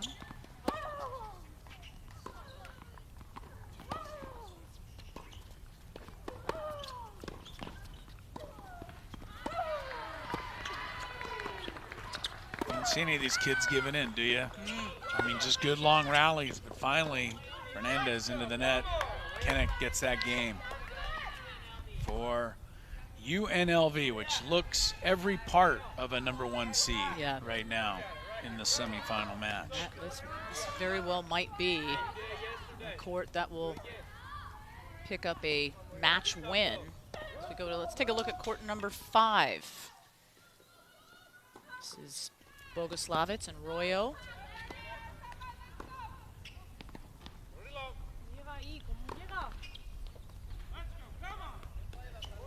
Bogoslavec, who for UNLV took the first set 6-2. And credit to Royo of Wyoming, who has come out and really made the adjustments necessary. I think, just really pushing back on, fighting back against Bogoslavec. Not at all conceding this match after losing that first set. And a nice passing shot there. Bogoslavec only able to get a racket on it.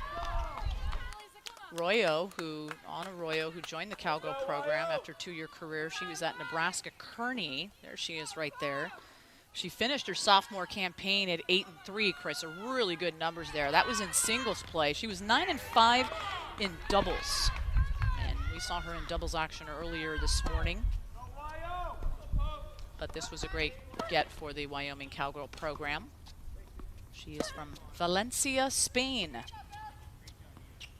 majoring in molecular biology. Nice shot, but wide for Bogoslavec. And look at Royo continuing to take a little bit of the momentum. Yeah, not only taking the momentum, but taking the pace as well, picking up the pace.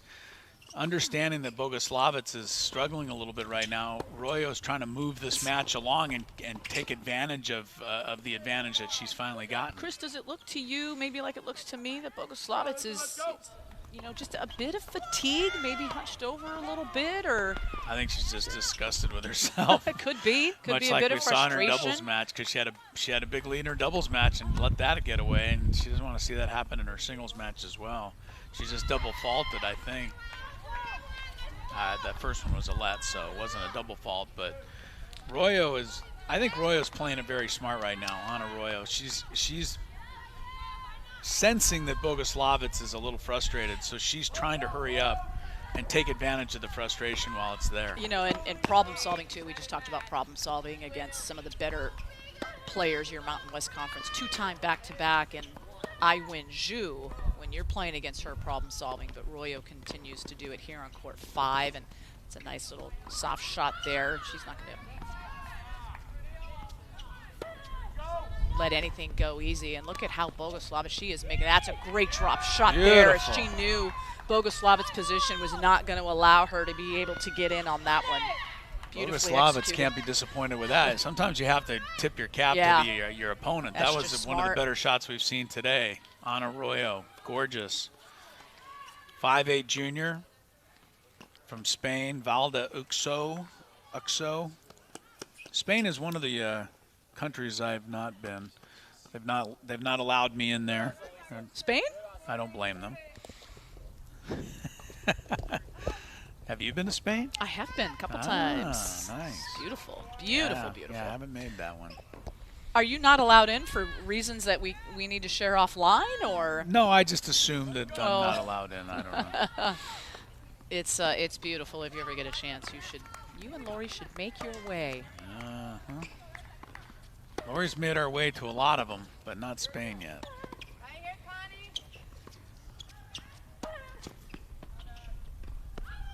Boguslavich in that far court trying to stem the tide after winning big in that first set, and Arroyo taking the advantage now. Cross court gets Good Arroyo. shot. Yep, great shot. And just the two really settling in for a nice rally and good competition there. Going to that deep corner. Yep. I think, that was nicely set up by Boguslavich, who did a good job of making Arroyo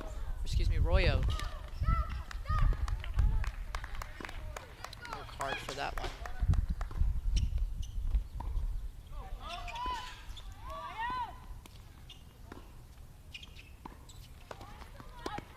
Boguslavich putting a little mustard on that serve.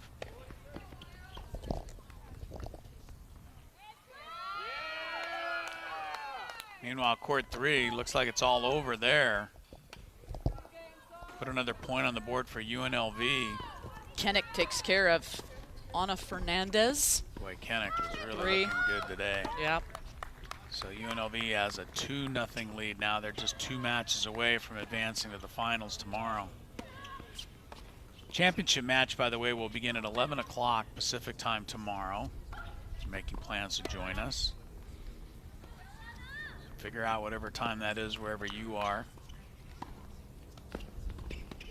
It's always one of my favorite things about broadcasting these matches, whether it's tennis or soccer or basketball, but meeting parents later in the season will come up and say, "Oh yeah, I watch all of your calls at 3 in the morning in Sweden or Denmark or wherever they happen to be," and families of these kids are tuned in. Hey, good news. Fantastic. Good news for Wyoming and Kunick on court number 4. You are watching Asano and Kunick, and remember, Kunick had a brief respite where the medical team came out, a bit of hydration and stretching for her. Yeah. She has been able to come back on court number 4 and continue play. And she's 2-2. Grabbed one and then got another one back here just momentarily. Broke serve, did she? Yeah, I think she had a cramp. That's what it looked like in my unofficial opinion. But yeah, Kunick's back and back in the match to a certain degree after losing the first set, but 2-all. See, UNLV has taken the doubles point and they've taken the singles match on court 3. So it's 2-0 up in the top left of your corner. And if UNLV gets to 4, it's all over. Kunick putting that one away easily. And with a little authority. I'm just taking my eyes off and looking at a live shot of court number 1 on my own. Yeah, and I believe Zhu just went up 4-1 on court number 1 over Vander Plug. So 4-1. That set number 2 looks like to be a get for Zhu, which could close things out and put another point on the scoreboard for UNLV at some point.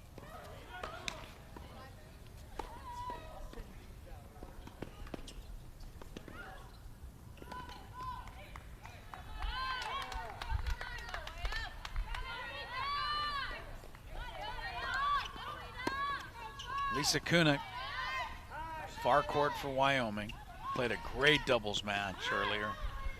And nice volley. Asano for UNLV, taking that one right out of the air.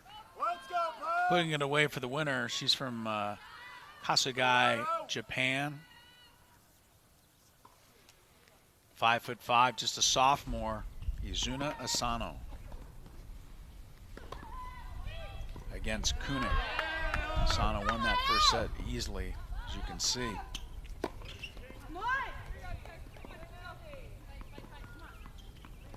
Comes up with a pretty nice passing shot right there. It's a good angle. That is a very tough angle, and Kunik, all she can do is go back and grab her towel and walk to the bench after that one. Yesterday, keep in mind that UNLV blanked San Jose State, and Kevin Corey, for the head coach of UNLV, said they knew that they were going to be a tough matchup. So it was a big win for them to be able to blank that, and they knew that they were coming into preparing last night for this tough Wyoming squad, which was, of course, is a really important one as they are looking to advance to tomorrow's play in the championship. I think UNLV is going to blank Wyoming also, unless something drastically changes here quickly. You see court one here now. Again, Zhu with a 6-love, 4-1 lead. So she's just a couple of games away from making it 3-0, which would then put Wyoming in a situation where they would have to win every single other match. And I can tell you that since they're trailing in 3 of those 4 matches, that would really be something. But we might as well watch as much of Iwen's Zhu as we can, Tammy, because she's fun to watch and a great player. Just the third UNLV woman to earn a conference MVP award in back-to-back this year, last year. You know, China's really developed tennis players now over the last, I don't know, decade and a half. I remember when Li Na won a couple of major titles on the ladies' side for China. A Chinese player had never won a women's Grand Slam event before, never. And Li Na won a pair of them, and all of a sudden now there's some very good Chinese players on the women's tour. So it's a sport that has gained not only popularity, but certainly I'm not in China to see how much money they've put into all of it, but it has to be a considerable compared to what they used to do in China, because China never really developed any women's tennis players, but now all of a sudden they are, and Zhu has taken advantage of that to become the top player in the Mountain West Conference, at least. Currently 104th in the nation in singles. Stands atop at 39-7 in the top position of the lineup in dual matches. 98-31 overall, Chris. Some really impressive numbers from Zhu. Yeah, well, I think that 98 was before this tournament, because she has 99 now, and if she wins this match, she'll have 100. Coming into this weekend, it's undeniable, undeniable what she has been able to accomplish. For career victory number 100 at UNLV.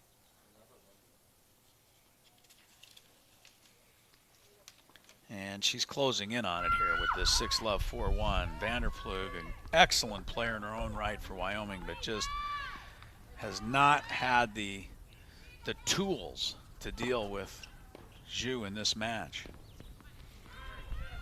What is impressive about Vanderplug is just the consistency over her career. She began her career at 3-9 overall in the fall as a freshman, and then sophomore year, all Mountain West selection in doubles for the first time ever. An underclassman, though, accomplishing that. Had great singles play. And then junior year last year, all conference honoree, highly touted. She and Kunik actually finished with a 17-12 record in doubles. 11-5 during the spring. And then they went undefeated in league play. Vanderplug, as you just mentioned, an all-around great player in both doubles and singles. Court 6 is probably the best match we have going in terms of competitiveness. Ida Kraus, Connie Lee of UNLV in the near court. Kraus took the first set, the only Wyoming player to take a set in singles play so far. There's a look at Ida Kraus, freshman. Connie Lee's come back 3-all in the second set. So this is probably the most competitive match. Yeah. The problem is Wyoming needs like 4 more of these, and they don't have them right now. Zhu is up now on court number 1, 5-1. Yeah, she's Looks serving to put it this out. one away. Let's go back and see if we can see Zhu serve out her match on court 1 and get her 100th career victory.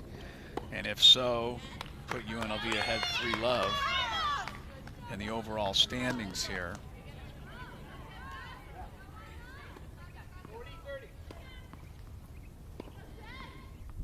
So we do go back. Zhu in the far court serving here.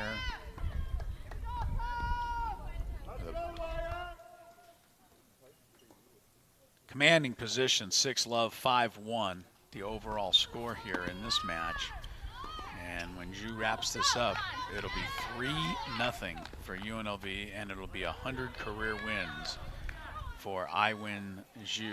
Yeah, well, it looks like Vanderplug, who's up 30-love, trying to break and close to breaking Zhu's serve here.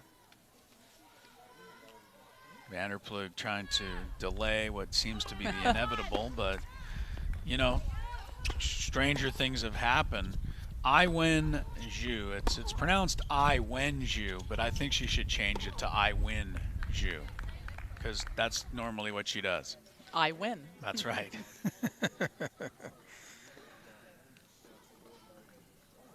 Great comeback shot there by Zhu, and Vanderplug hits that one into the net.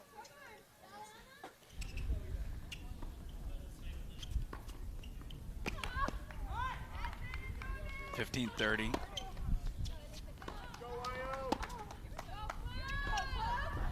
Nice cross-court shot.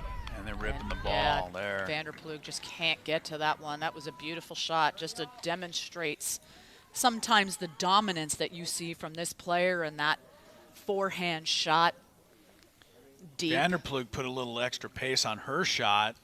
So Zhu said, okay, then I can put some extra pace on mine. And she did. And Vanderplug was unable to chase it down. 30-all. She's 2 points away from her 100th career victory at UNLV. And now she's 1 point away with that service winner, 40-30. And with this next point, could give UNLV an overall 3-0 lead in this semifinal matchup. Court number 2, they're closing in as well. But this is match point for Zhu.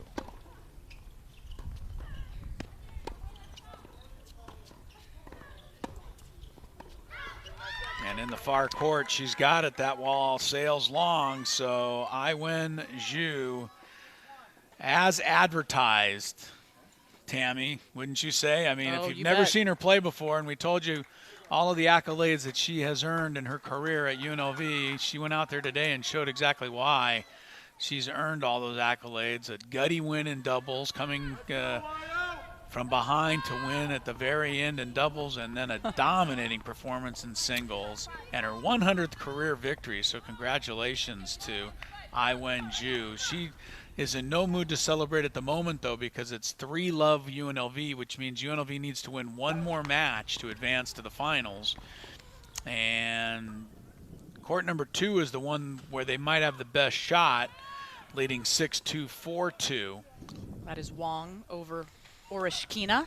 Yeah, but if Orishkina can come back, look at all the other matches are kind of close in the second set. So you're looking at court number 4. It's going to be, look, either UNLV is going to the finals or Wyoming's pulling off a comeback for the ages here today, because that's what they need. Kunik on court 4 has made it far more competitive in the second set, but still down 4-2 to Asano. Now 5-2, so only one more game for Asano can wrap it up. Same on court 2. Court 2 at 6-2, 5-2. They're in the changeover right now, but one more game for UNLV on this court with Wong and Orishkina. And the UNLV Rebels will be moving on to the championship tomorrow. They are the Rebels, by the way, for those of you that might be college basketball fans and used to the term running rebels. They don't like that. Except for men's college basketball, you can call them the running rebels. Yeah. Everything else, they're the rebels. Lady rebels sometimes too. No, they don't like that too much They don't either. like that. Well, they go with it in print quite a bit in all their materials. So Yeah. Well, the funniest thing is when UNLV plays Reno, Nevada Reno, because the two of those schools have kind of a healthy dislike for each other, and so Nevada Reno likes it to be called the University of Nevada, so UNLV calls them Nevada Reno, just to try to upset them a little bit.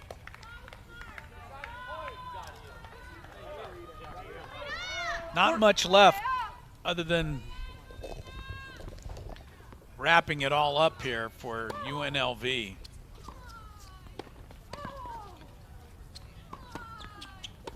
Court two's done with play, then that would be it. There'd be no reason for them to be playing anymore.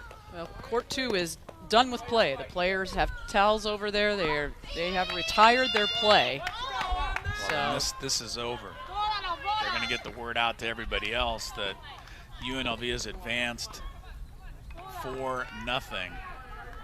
So court 2, Wong beats Orishkina 6-2 in the first. And the score looks to be 6-1, not 5-2. So I'm looking out at court 2, and it says 6-1. So 6-2, 6-1 victory, Wong over Orishkina. So why are they still playing?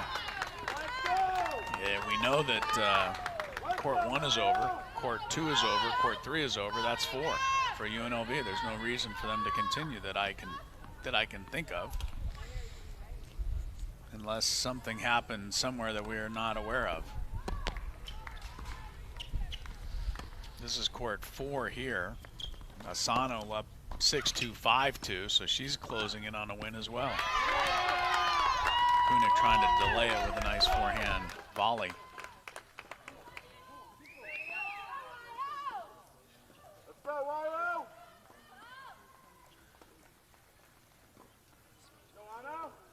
According to my calculations, Tammy, UNLV already has 4 points. Yes, they do. Well, then if they do, they don't, because if they did, they wouldn't be playing anymore. They would call these girls off the court. I can tell you that behind us are Mountain West Conference administrators and officials are talking and making sure that they are ironing out some of the details to make sure that the scoring is actually correct. over. Yeah, Mountain West Conference that could be it. administration. So as that happens, they continue playing. Right. Asano has a match point here, 6-2, 5-2, serving at 40-30.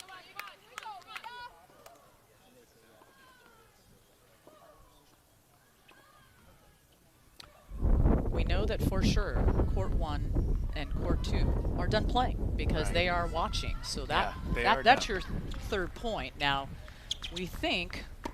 Well, this could be your 4th point right here. If Asano in the near court gets it, So this is her match point. Here's where it is, Chris. Court 3 is not done playing. So that score for court 3 is not 6-2, 6-1. They're continuing play, and that's why that 4th point is not up on the scoreboard. Got it.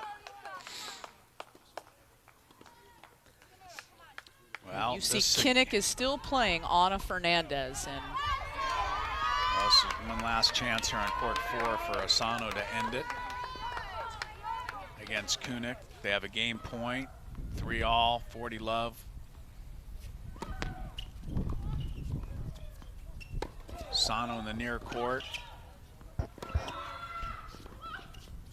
Looking to wrap it up for UNLV, and the cross-court volley is in, and that will for sure do it.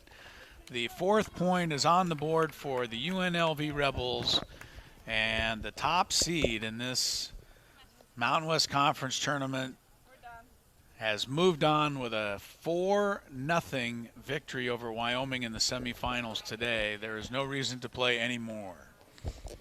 So UNLV, so impressive. I mean, Tammy, they not only won 4-love, but they won 4-love dominating Yeah. 4-love. Other than the doubles was close, but the singles was not. They made good work early. This is a team for UNLV in doubles that did win that first point, but it wasn't without a Wyoming grind and competitive. And so I think what UNLV did is in between doubles and singles is the coach got together and said, we need to try to put this away early. Wyoming is here in San Diego to beat us. They came in with a great win yesterday over New Mexico, but they could not get UNLV today. And congratulations to UNLV's women's tennis program. And they will advance. And whoever they play tomorrow, either San Diego State or Air Force, they're going to be favored to win. They're going to be the #1 seed in this tournament. They have been the #1 seed in this tournament, and they played like it here today, knocking off Wyoming. 4-0 is the final. UNLV getting 2 of the 3 doubles matches to take the doubles point. Then at #1 singles, Iwen Zhu with an impressive victory over Tessa Vanderplug. Izumi Asano on court 2 over Orishkina. And finally on court 4, it was Izumi Asano, knocking off Lisa Kunik for the 4th and final point for UNLV. We'll take a break, come back. Tammy Blackburn will have a visit with some of the winners from UNLV. The Rebels have marched on to the Mountain West Conference Championships 4-love. They take out Wyoming. We'll come back to San Diego with more in just a moment on the Mountain West Network.